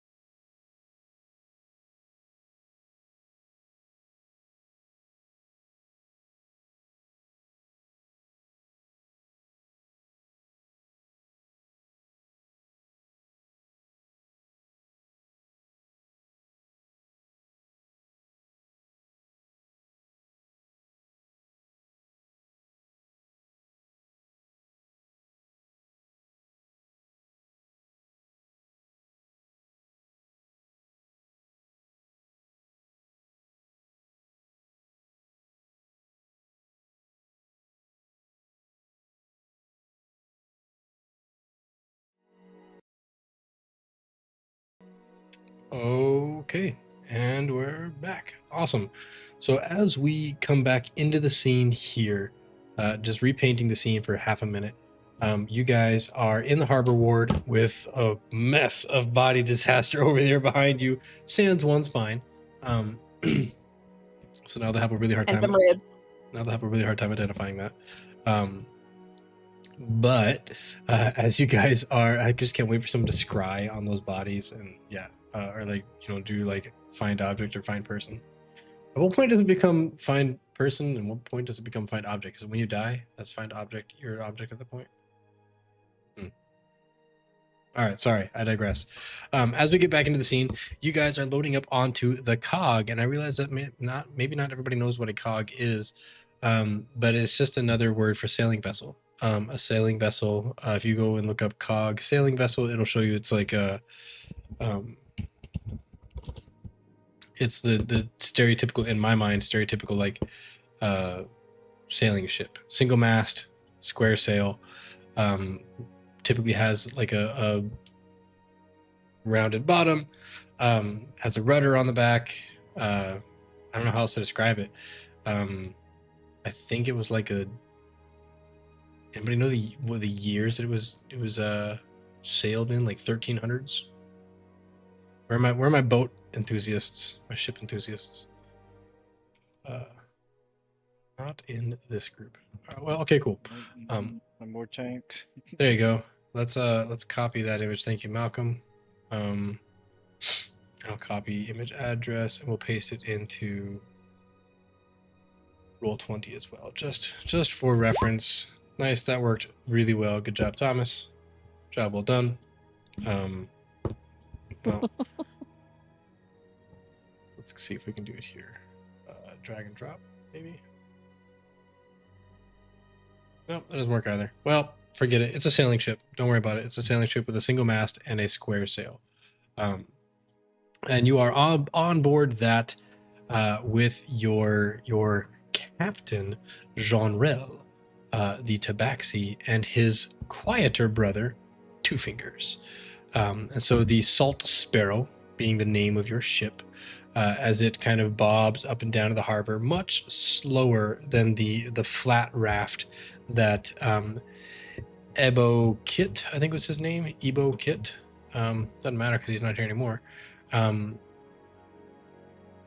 It does matter. It's going to bother me. Ebo Kit is his name. As he was aboard the River Reed, you guys have decided that, well, you're currently in the process of deciding, should the Salt Sparrow be your vessel or should the River Reed be your vessel? And we'll kind of just fade back into adventure here with you all in discussion. At this point, Two Fingers is across the boat, kind of up on the higher deck in the back, and he has taken one of the vertebrae off of the spine, like the very bottom vertebrae, and he is working it into mortar and pestle, just turning it into bone dust. So you still have a mostly, like, to the average eye, you would look at the spine and see that it is completely intact, but the very last vertebrae has been broken off and turned into bone dust, or is in the process of becoming bone dust.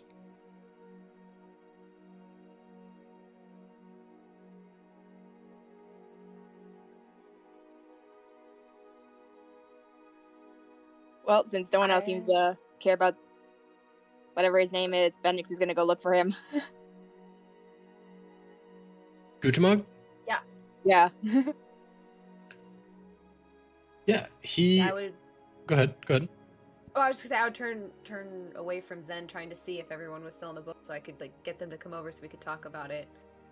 So I don't know if I would see Fennec leave or not.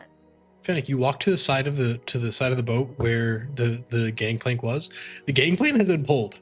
The gangplank is up on the boat, like strapped to the side of the boat on the inside of the rail. So like you see it. It's just not. It's like they've taken up from shore. You're still moored to the shore, like anchored to the shore. You have your rigging lines tied to the shore and stuff like that. But like as soon as you got on board, you didn't notice it, but somebody pulled the gangplank. And Yeah, I think Phoenix is gonna turn to the guy then and be like, "Hey, we're waiting for someone else." Oh, my apologies. I thought it was just your crew. Yes, when they arrive, we'll be more than happy to extend the gangplank. We're just not keen on. You've brought us a spine. Most people who bring us spines aren't keen on police. So, in the interest of that, we have drawn the gangplank to dissuade any thorough investigations by the guild or the Etrepka Society or even the merchant princes themselves. We've just decided, in the interest of all of us and our passengers, it would be better if we don't leave that door open all the time. But please, as soon as the rest of your crew arrives, just let us know.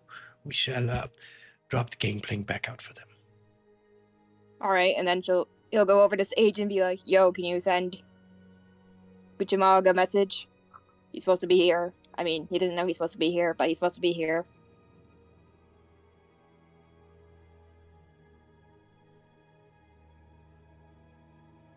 Sage might not be back. I'm not sure. Oh, nice. Well, as we kind of get up to speed here, Guchamog we'll like cut to a different montage of Guchamog going, because he saw you at the Temple of Sune last time before you guys departed it, so he knows that you were, and he took your signed charter to the guild hall, and then would have gone from the signed charter, because he went to the guild hall, he would have been asked to go to the harbor. So he is over at the shoreline looking at the the gruesome scene, and he's like, sloppy. It's just sloppy. Is that you, wild girl? She gets his message spell from her, because he's now within 120 feet. And he will schlep his heavy butt over towards the salt. What is salt? I can't even remember. I just said it half a minute ago. Salt Sparrow. Thank you. It's The my Salt name. Sparrow. Oh my goodness. All right, I'm just gonna put it in chat here so I don't forget it. Salt Sparrow. I have My it vote. in my session notes, but as a chronic over preparer, my session notes are like 10 pages. So going through them is kind of a pain in the ass. I don't recommend it. Anybody, go read the Lazy DM. Go read his book, because it's so much better than what I do. Okay. I think it's by Sly Flourish. Cool. I don't know him. I've never been friends with him. I think his book is intelligent. Okay. Yeah, so Guchamog will come over and he's like, hey, you guys! Which is only relevant to people who are over the age of 30. And they will extend the gangplank out to him, and he will climb on board as he looks, there you go. I knew somebody was going to be fast about it.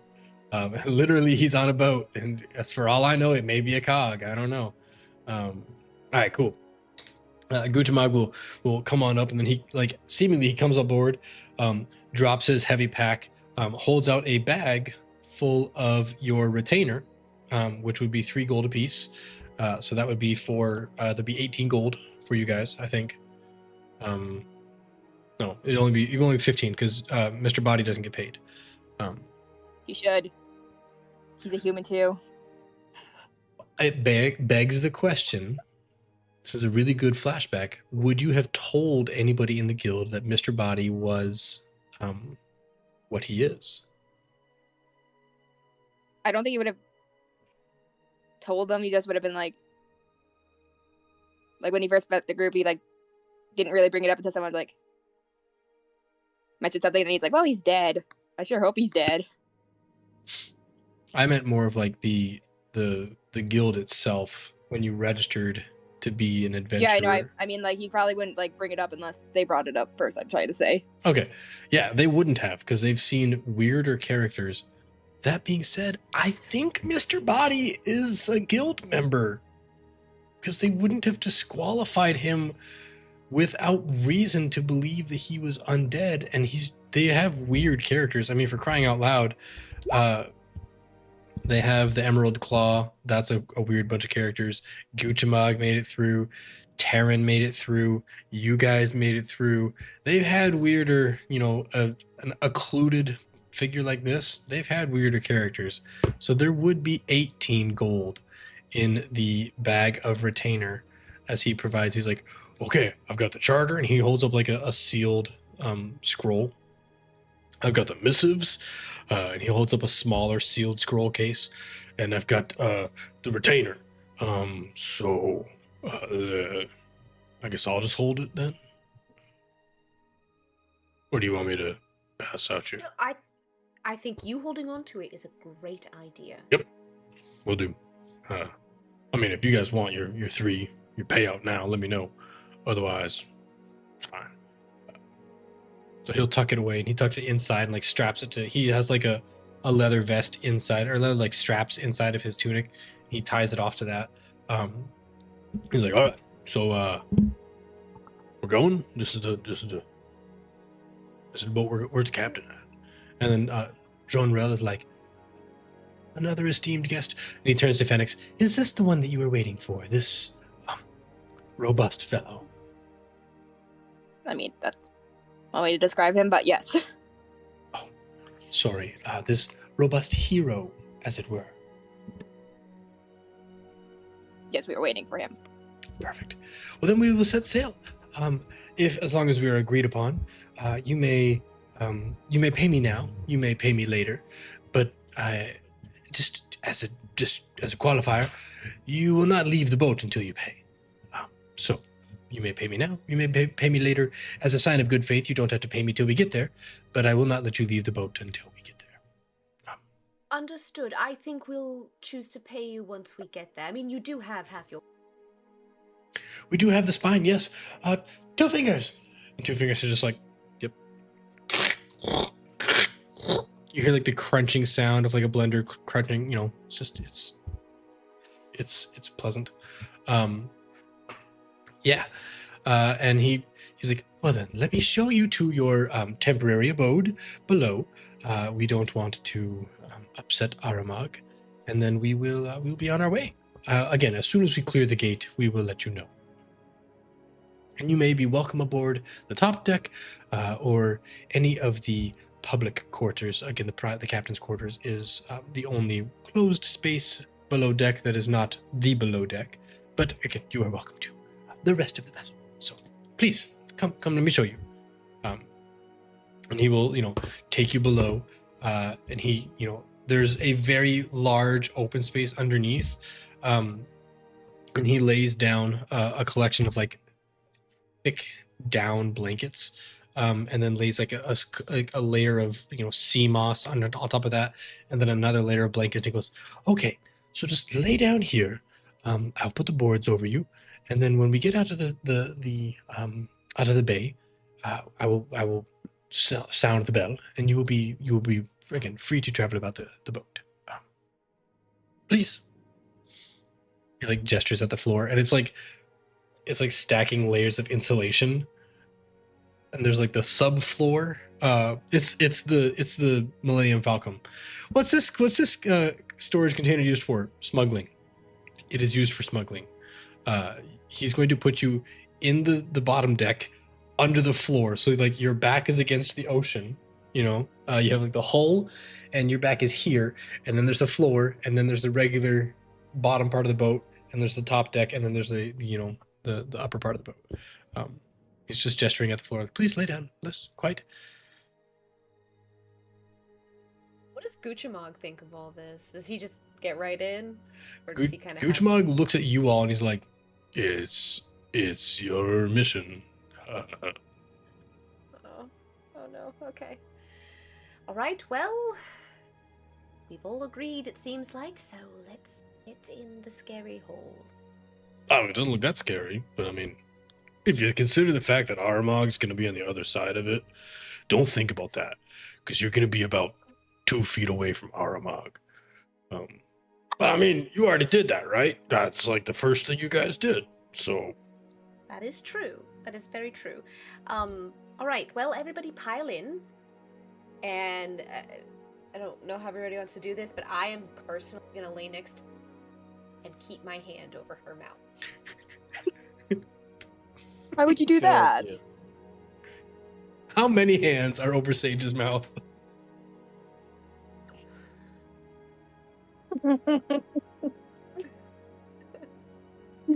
She's surprisingly quiet. Like, fine. Perfect. Well, Really?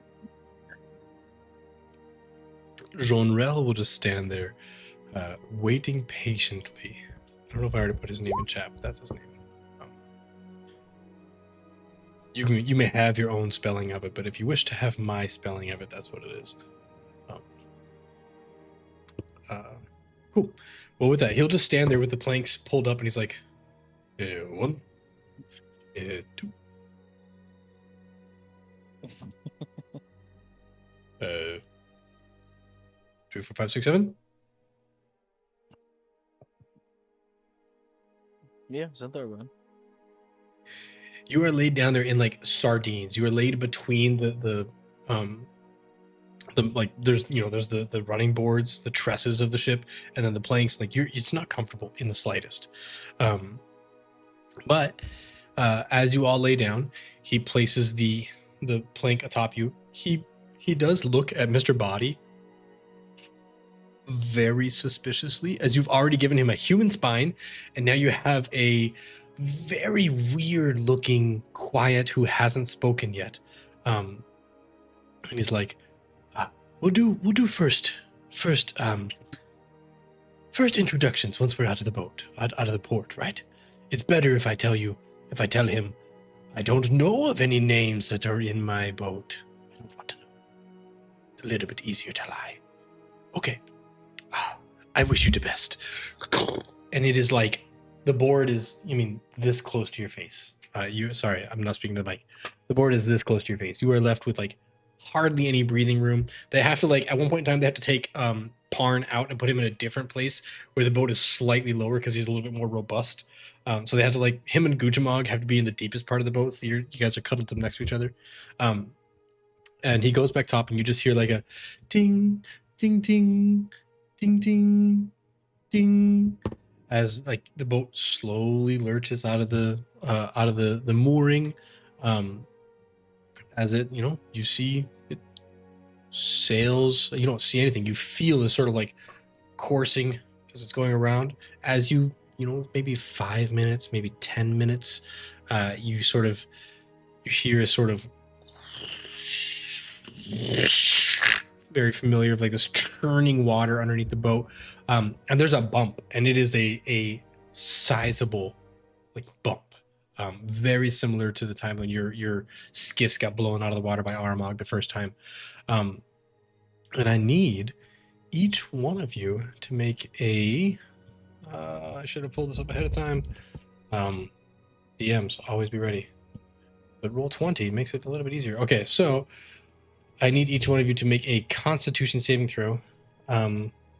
It's Wisdom. It's Wisdom. Sorry, make a Wisdom saving throw. As you are aware of Aramag's presence, and this time he is not as kind as he was before. You hear this. Yeah, I'm just gonna say I'm apologizing ahead of time as well. Dang, nice. Yep. This burst of steam and this thunderous roar, as Aramag shifts the boat to the side. Those of you who have, all of you, not a single one of you rolled above his saving throw. You are. Oh, okay. Go ahead. I was just double checking like all the stuff I needed to do, like my effects. What Nice. affects it, if it's disadvantage or not. That's really what it is. It is a fear effect, but it is not a magical charm effect. So. Oh no, I was just seeing if any of my flaws are like affecting this or not. That's really what I was Gotcha. just checking for. But apparently no. You are the only one who is not terrified. You're the only one who doesn't have the frightened condition of Aramag while you are aware of his presence. It doesn't have to be line of sight for this one. You just have to be aware that he is around you. Those rest of you are terrified. You have a legitimate fear that you are going to be consumed by Aramag, or at the very least killed. However, you hear, "Oh, great protector," and you hear, "Don't care of your platitudes. No, please. Yes, here we have our wonderful. It is just my brother and I. We are going out as always to pick up our new crew on the outside. And it's like it's coming through different boards like this, so it's hard to hear. But for clarity, I don't want to do that the whole time.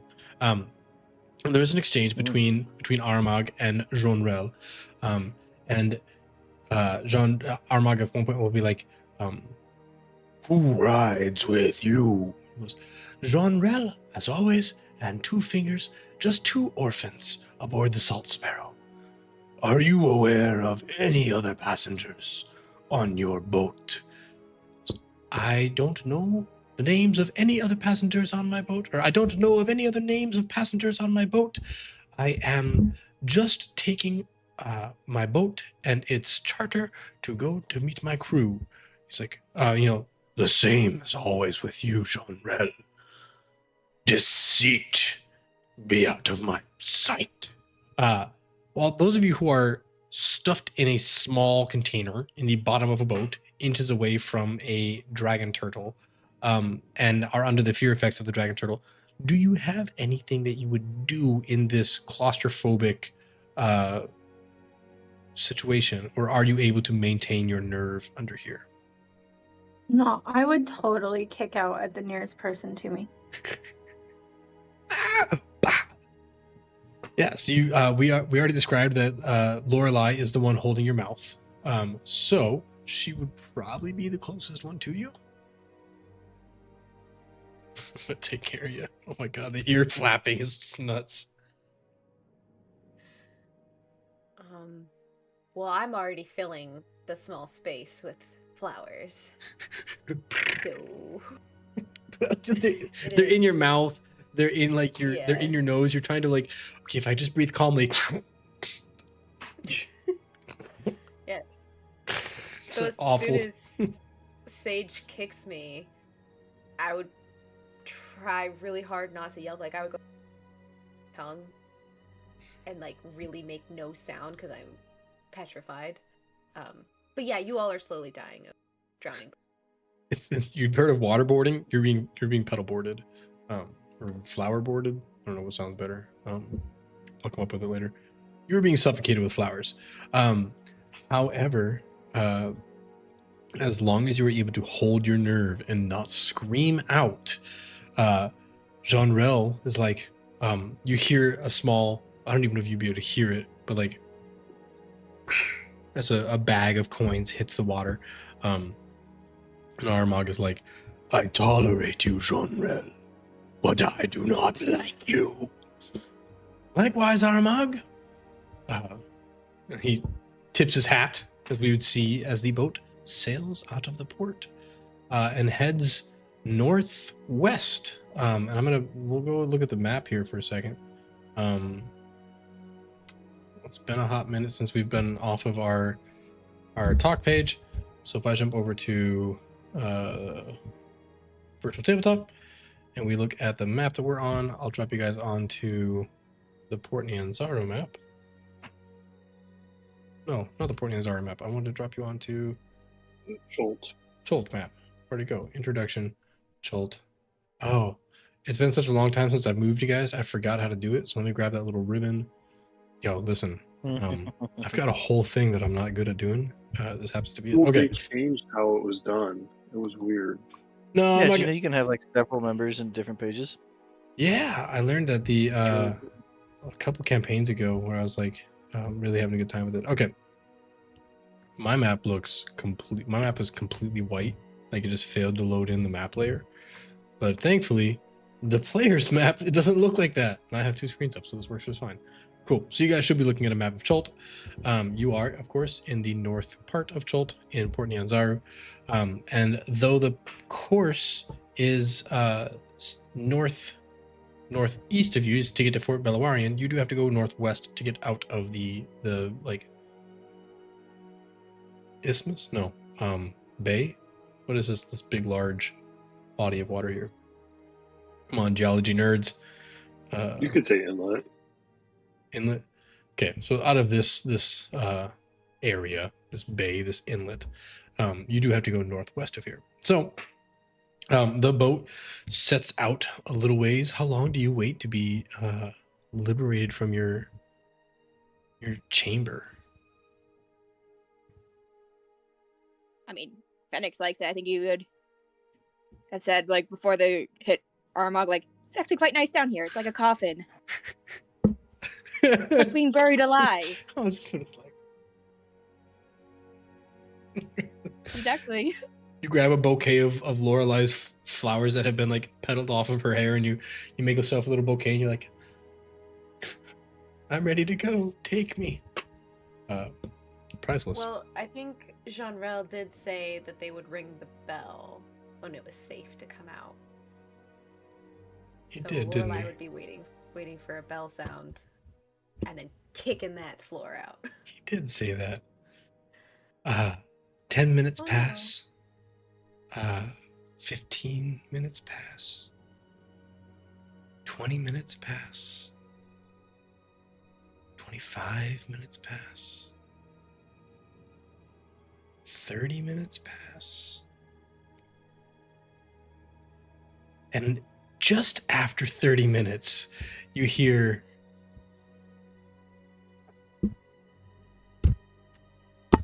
someone is walking down like the wooden steps, and a dainty little ding ding ding ding ding ding ding ding ding. As he like slowly lifts up the floor joists. He's like, "Oh, my sincerest apologies.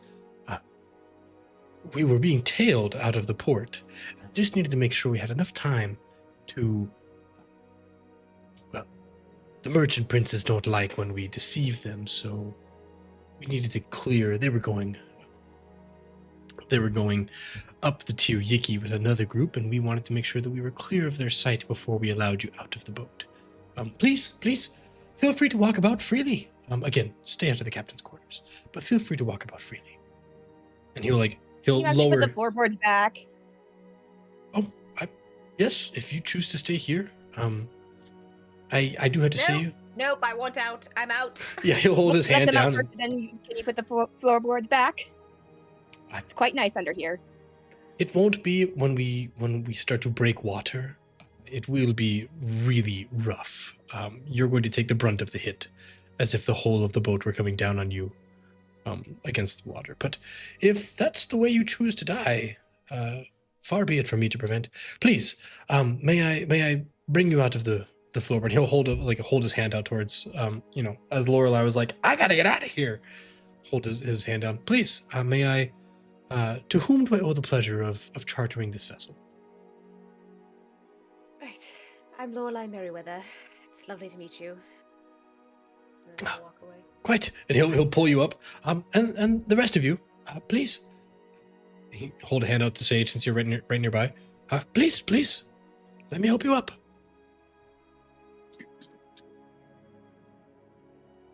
Two Fingers has already begun to cook our lunch, so you'll find it pleasant aboard. Yeah. I mean, at least it smelled good down here, kind of. And she'd look at, like, Lorelai and then look at Mr. Body. Kind of. And scramble up yourself, like. But also, like, I don't think you're supposed to lock your friends in, like, little coffin areas. Like, just saying, for next time. Like, Yeah. I just don't want my friends to be eaten by the turtle. So I find this to be. Yeah. That you should maybe give us, like, I don't know. I just, you know what? Nah. She would just walk away. Again, I understand your displeasure. Please, and he'll help Guchamog up, and Guchamog's like, I'm Guchamog, the blade. I'm just helping them. Well, Guchamog, the blade, please. And you, sir, with the big, strong, small one. Yes. Your name? I just wish to know how to address each person on the vessel for our. My name is Parn. Come on up, Parn, please. And he'll try to pull you up and realize that he's not strong enough to pull you up as you are a very big boy. So he'll Put your shit on. brace himself and offer you a hand to pull yourself up. He'll pull the rest of you up. Phoenix, he offers to put the boards back down on top of you. And he's like, I think I have a a bunk that may be more to your fitting if you prefer to ride there. And he'll gesture over at a bunk on the side of the wall that has like it's a floor bunk with another bunk right on top of it, and like curtains so you can like get some shut eye. You free to come about and come and go as you wish. If you stay here, I am going to put cargo on top of you, and you won't be able to come out. It will be bad. It doesn't sound that bad.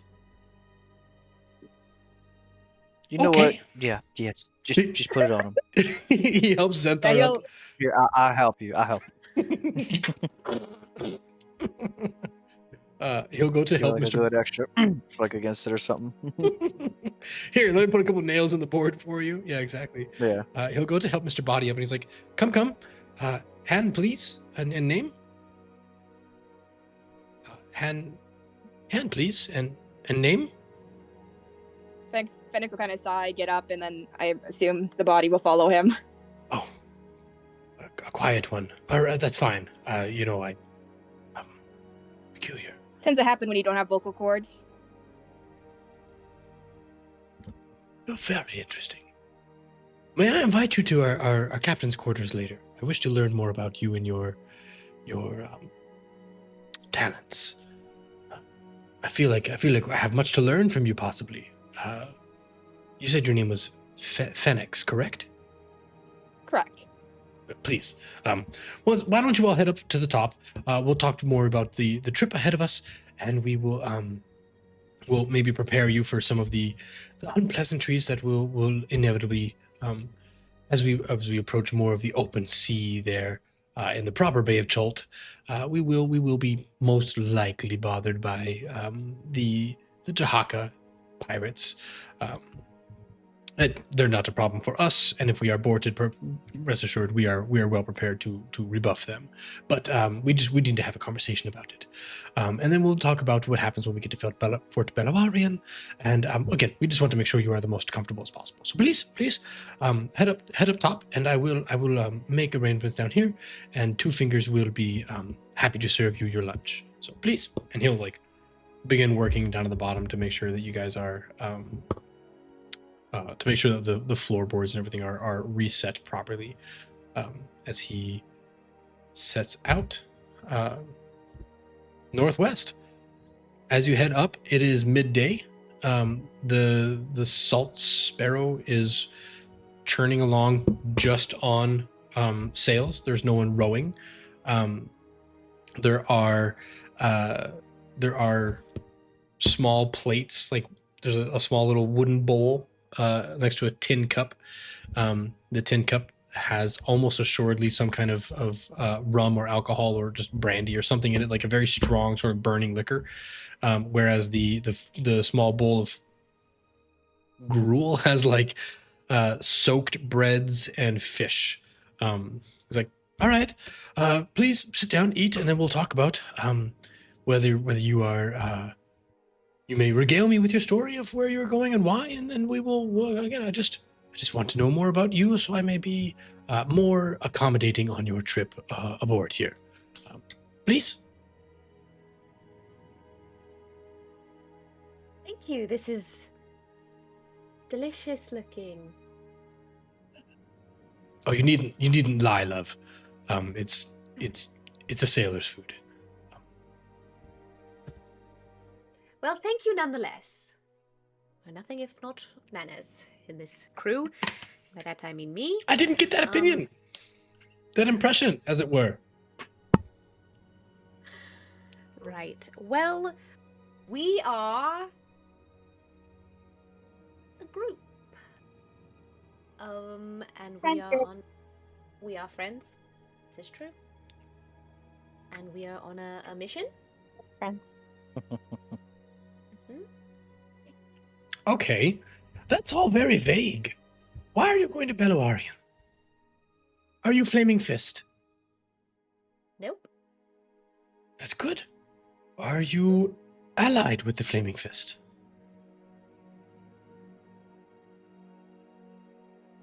Nope. Come now, you aren't lying to me, are you? Nope. You're not very good at this. I'm Really Yeah, not. we I'm all so can sorry. tell. So you, Well, then someone else speak up. yes, again, are you, to the group as a whole, are you allies with the Flaming Fists? Are you representatives of the Flaming Fist? I don't mean to No. interrogate you. I just want to know who we're dealing with. Not to my knowledge, no. Good. The guild has asked us to do this for them. Oh, do It what? has nothing to do to make contact with them since they haven't heard from them. Interesting. Okay. Well, if that is the guild business, we don't want to get in the way of it. We'll make haste. As we decided, or as we shared, when we round the first inlet, that is typically the area of the Jahaka pirates. We don't go very far into the Bay of Chult. They typically hang out around more of the opening of the Bay of Chult, farther west than where we will be. However, it is possible that they will try to chase us. We have two options. We could just stand and fight them, as we are more than capable, or we may run past them. I will not be leaving it up to you. I will let you know what we were doing. But as you are really unaware of the capacity of the Salt Sparrow, I will handle the decision-making, and you will just do what you're told. Good. Wonderful. Well, then shall we? It's going to be relatively easy. We're going to be sailing by wind sail for quite some time. Probably tomorrow morning we will pick up our crew just around the tip of the bay, and then from there we will sail onwards to Fort Beluarian. I do not imagine we will be marained. Should you have any questions during our time together, then I will be more than happy to assist you. If that is all that you require of me, I will get to my business. Two Fingers is a good sailor, but I am in charge of the rudder.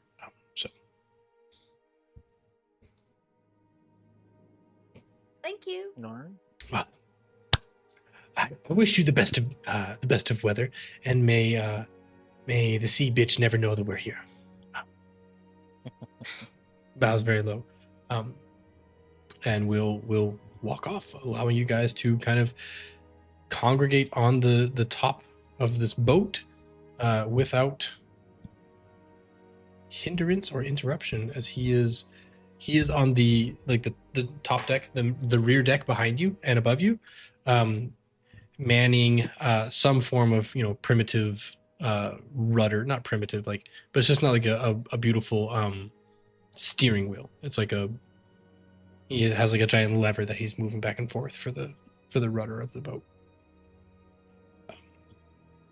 leaving you all with a moment of reprieve, quietly, as you just hear like a. I got really scared when we were locked down under there. That was not fun. No, it was not. Yeah, it's not that bad. I quite liked it under there. Well, good thing you two have something in common then. You're both creepy. Arn will kind of look at Laurel like, what the heck? How are they comfortable? Yeah, her flowers are kind of like a mix of yellow and I have to check my list. But yeah, basically, like, you can tell she is like really uncomfortable. Like, she did not have a good time. She's still a little terrified after, and she's just, yeah, she's not doing very well.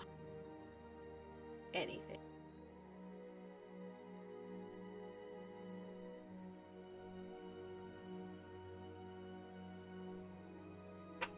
Well, midday comes and goes as they are sailing quietly. They are the boat has like a really large aft deck or rear deck or whatever you want to call it, and then like maybe like 30 feet of main deck that you can stand on.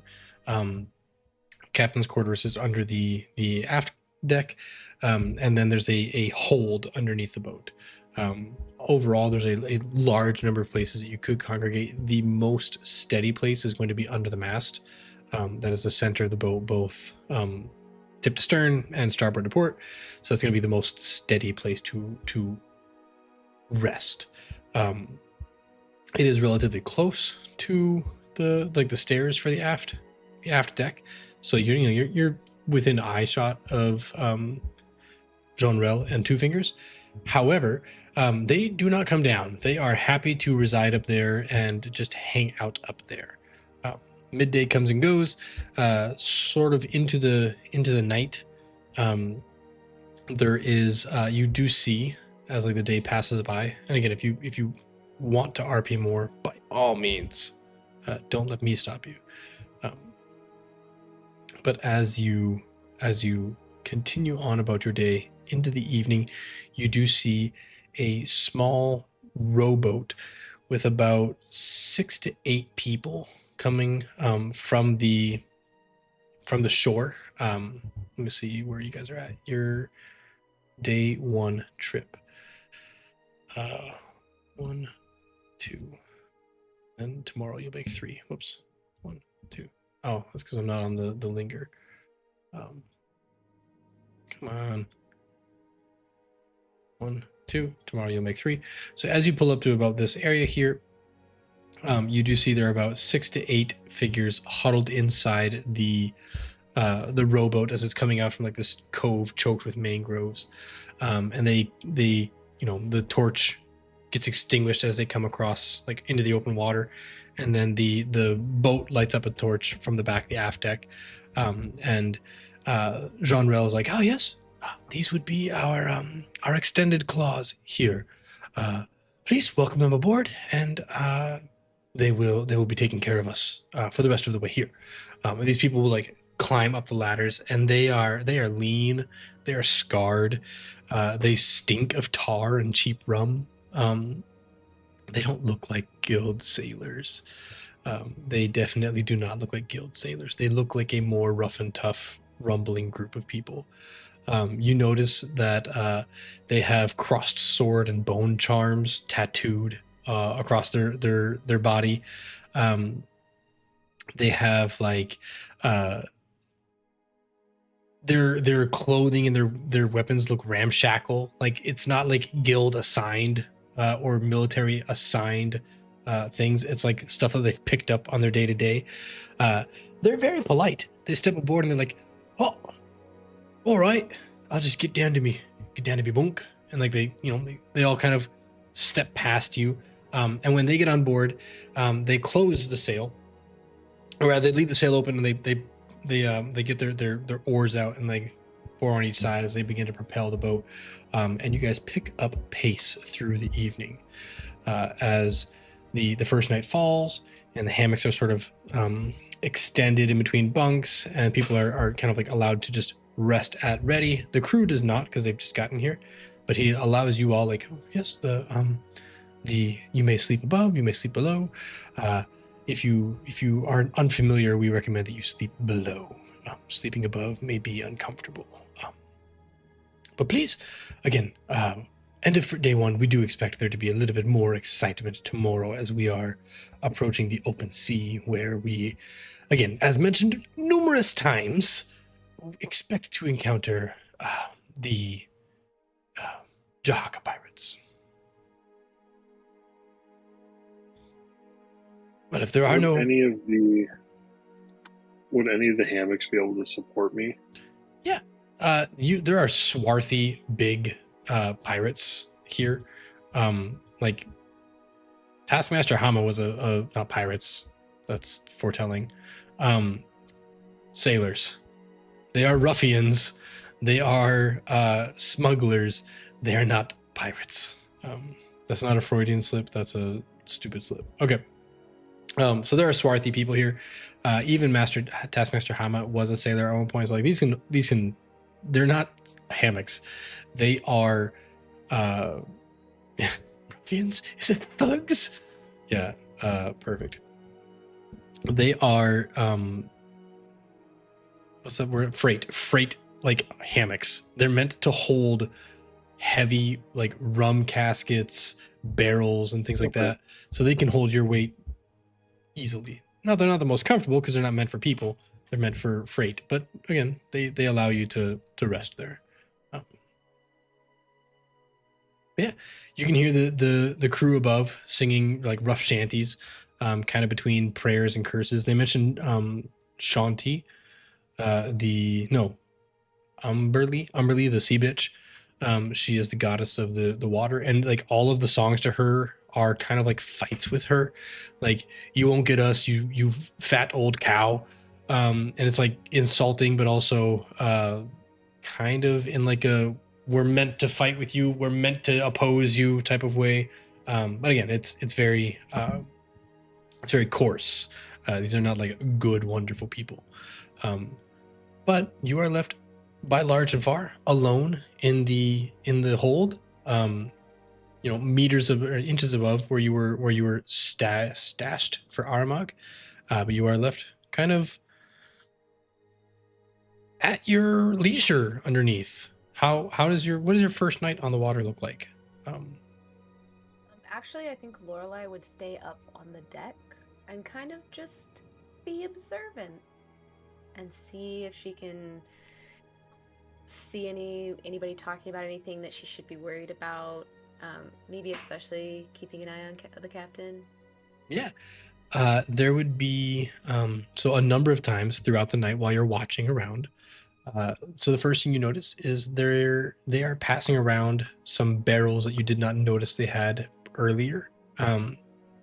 And they are like tipping the barrel and rolling it across, putting it in front of somebody else, and then somebody will like pull a cork out of it, take a scoop out of whatever's inside there, smell it, and their eyes go like wide, and then they drink it and they just like fall back. They get picked up by somebody else and they cork it again, and the person who drinks it is like, that's the new sport. They spin him round and round and they send him walking across the deck, and he like can't walk straight at all. And they laugh about that for a long time, and then when they recover they have somebody else do it. So they're just like taking turns at taking draws out of whatever is in this cask, or this barrel. And that's the first thing you notice. As you're watching them longer, you notice that they're only taking small amounts out of each barrel, and they put it back, and then they are getting a new barrel, doing the same thing. And somebody else, again, the longer you watch them, somebody else comes over and like brings up a crate from underneath, and tops off each barrel with some kind of powder that's in each one of those crates. So they look like they are, whatever they're transporting, they are drinking it and then topping it off with something else that's under the like a different compound or whatever. They are enjoying whatever is there. You said you're also listening to the captain and the two fingers? Yeah. So like with I mean, it might not be the easiest, but with my observant feat, I kind of want to just see if I can talk about anything. Yeah. That I need to know about. Yeah, for sure. Man, I don't like to do this, but like no, it's fine. It's fine. The rest of you just have to play like you don't hear what we're talking about. God, it's such good stuff. It's such good. Deafen. Everybody else has to deafen. Yeah. I think I can do that. I can do that. Let me do that. I think I can deafen you. I can. How to do this? I don't know how to deafen them. I can like server deafen you. I think that does it. Yeah, there should be a way for everybody to do it on their own. Yeah, I can't. I don't know if you can hear me, but I definitely can't hear Josh. Good. Okay, so I've deafened them. Move on the camera, but I can't hear. Perfect. Okay, good. Okay, so I'm gonna stay quiet otherwise. So. And I just went out as well. Perfect. So what you discover by reading their lips, what you discover is they don't refer to the pirates as the Jahaka pirates. They refer to them by a name. and they appear to be. I'm trying to find the name now because I didn't expect you guys to uncover it. Let me see. Oh man, such bad DMing. Okay, here we go. Jahaka Anchorage. So they refer to it as Jahaka Anchorage, and that is where they are from. And you hear all this in conversation, not just like a laundry list of things to garner. But you hear that there are 3 pirate ships from the Jahaka Anchorage, a anchorage off the west coast of Chult. There are 3 sailing ships named the Dragon Fang, the Emerald Eye, and the Sturge. They are led by Captain Elok Jaharwan. Elok Jaharwan, who is not pleasant at all. And they speak with him with such disdain, and they say things like, this stinky boar, this wild man, this mutinous scum who hurled his captain overboard. He is horrible. However, they seem like they want to upset the balance. They mention another name, Kalita, and that is their inside scoop, like their inside connection is Kalita. They are getting information from Jahaka through Kalita about Elok Jaharwan. But they are whispering it. Like, they are being so quiet about it. They are not even mentioning it to their crew. They're mentioning it only to each other, the 2 Tabaxi. Hold on. Fingers. Okay.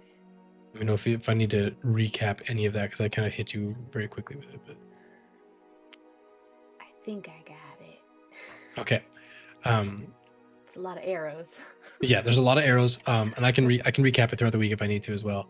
I'll type it up in a nice little succinct thing, and maybe I'll even try to type up some of the conversation just so that like you can read it more conversationally. But essentially, that's the gist of it is like they know the pirates really well.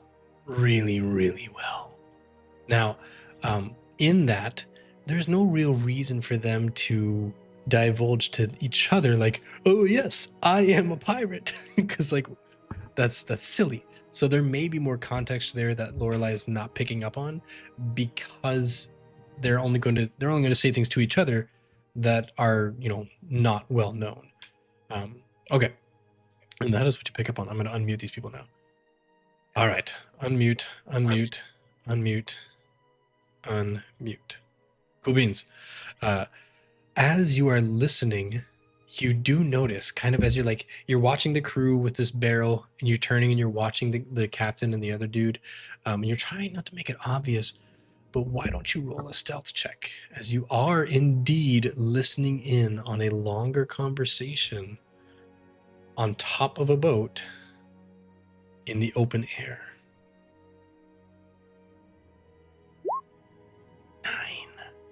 9. Let's see. Do we decide who had the inspiration from last session? Oh, it was Sage. Okay. It was Sage. Okay. 9. Perfect. So they continue to talk. They like make no notice of you listening in on them. What are the rest of you doing while Lorelai is doing her best investigator impersonation?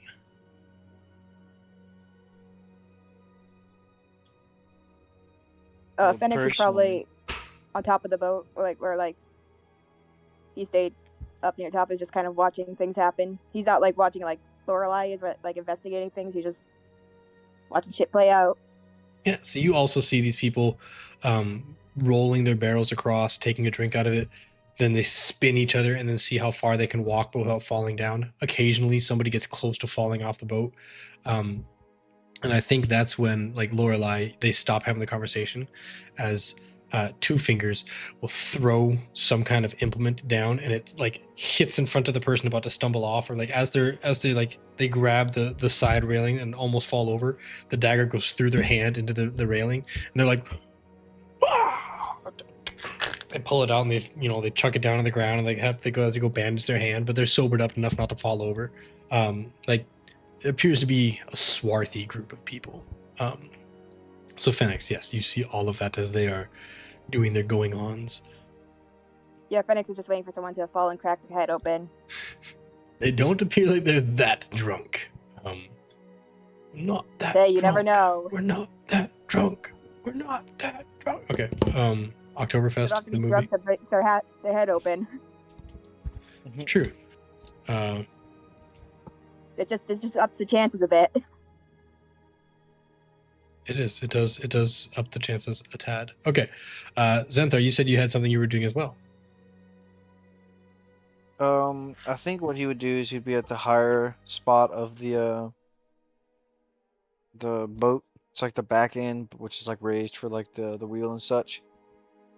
I feel like he would just be up there, kind of like leaned against the railing, just like looking out into the water, just sitting there, kind of like pondering, really. Yeah. And I think that's a really poignant image as like you look out across the darkening waters, the darkening land beyond it. There's like a single lantern on the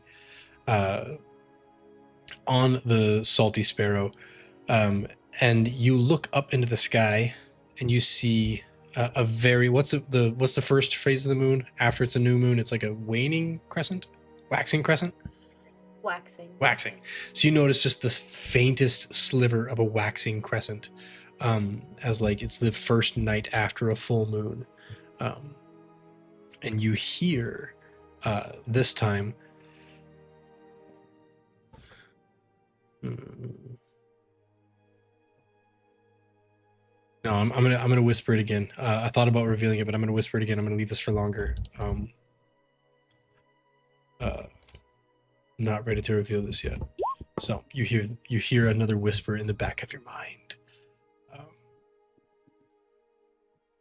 and this is like the audience would see Zenthar just like staring out to sea, looking back at Port Nyanzaru. It's probably out of mind, like out of eye shot now. You're 20 miles away, approaching almost 30 miles away, probably like 25 miles away, around a bend. But you just see like somewhere way off in the distance the faint glow of the city lights of Port Nyanzaru painted against the blackness of the jungle behind it.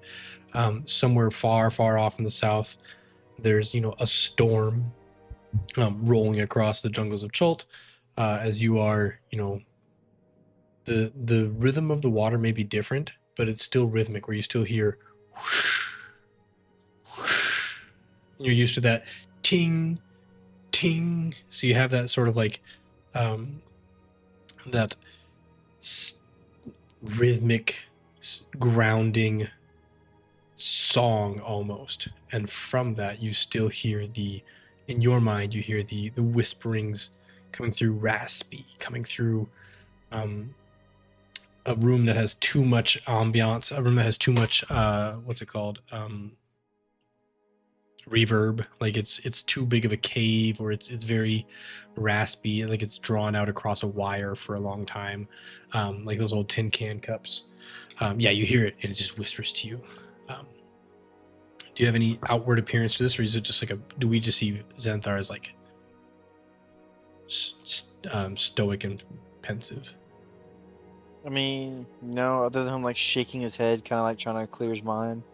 Other than that, no, he's just looking out into it. Nice. We've got Phoenix, we've got Parn. What are you doing on the water? Trying not to get sick. I will He say, did not enjoy his trip down, and he is. Yeah.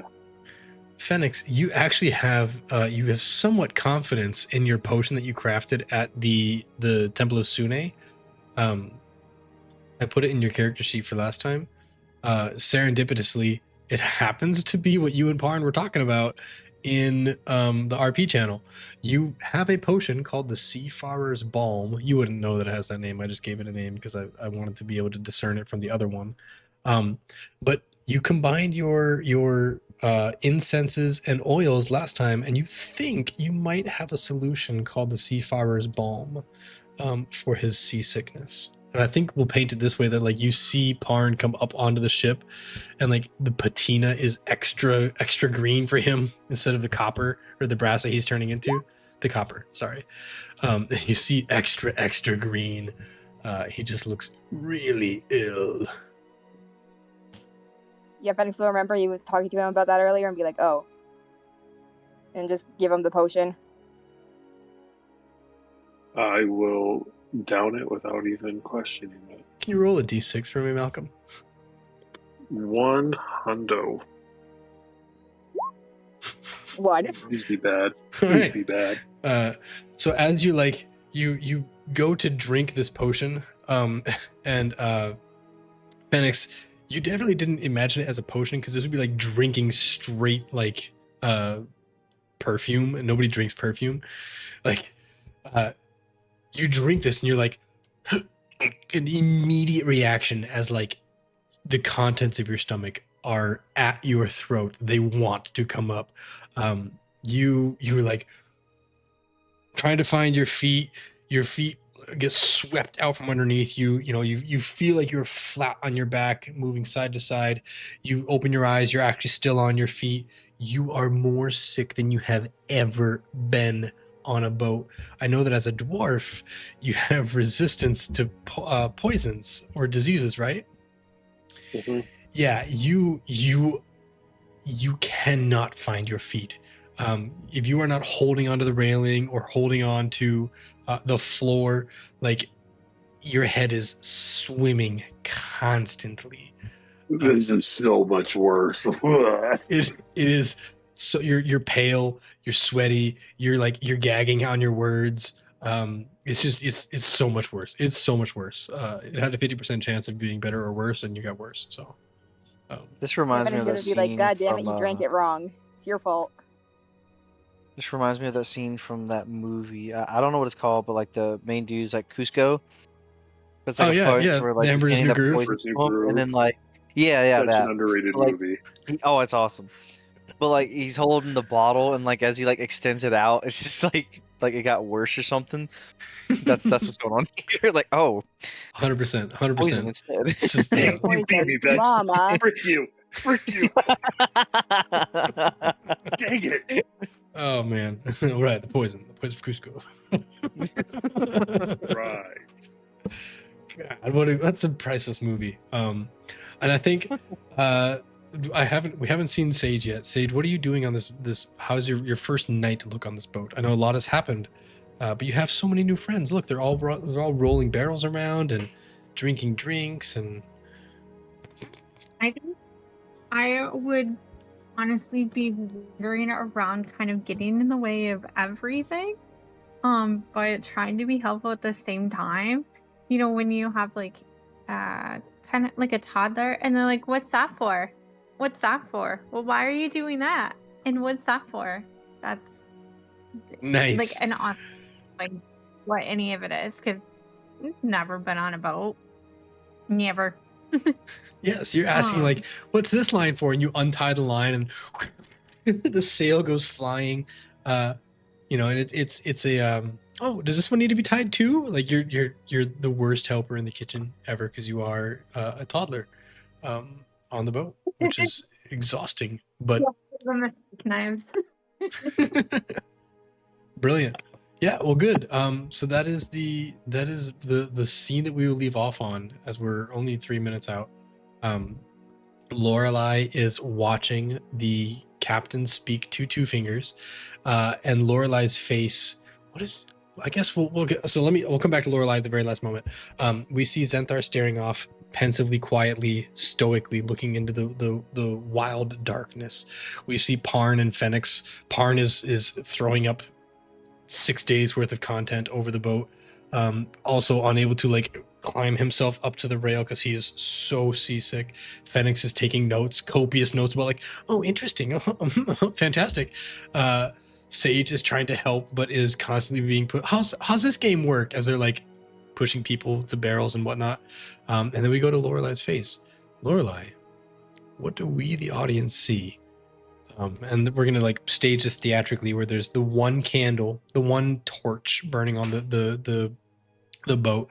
You are lit by the single sliver of moonlight from above, reflecting off the water, the stars, the torch behind you. It's a very like lighting, dramatic scene.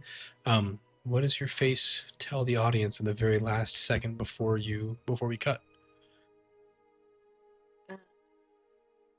Well, first and foremost, her flowers are red and yellow. She's like kind of angry because she knew lying to her, or that there was some untruths happening, and kind of afraid now that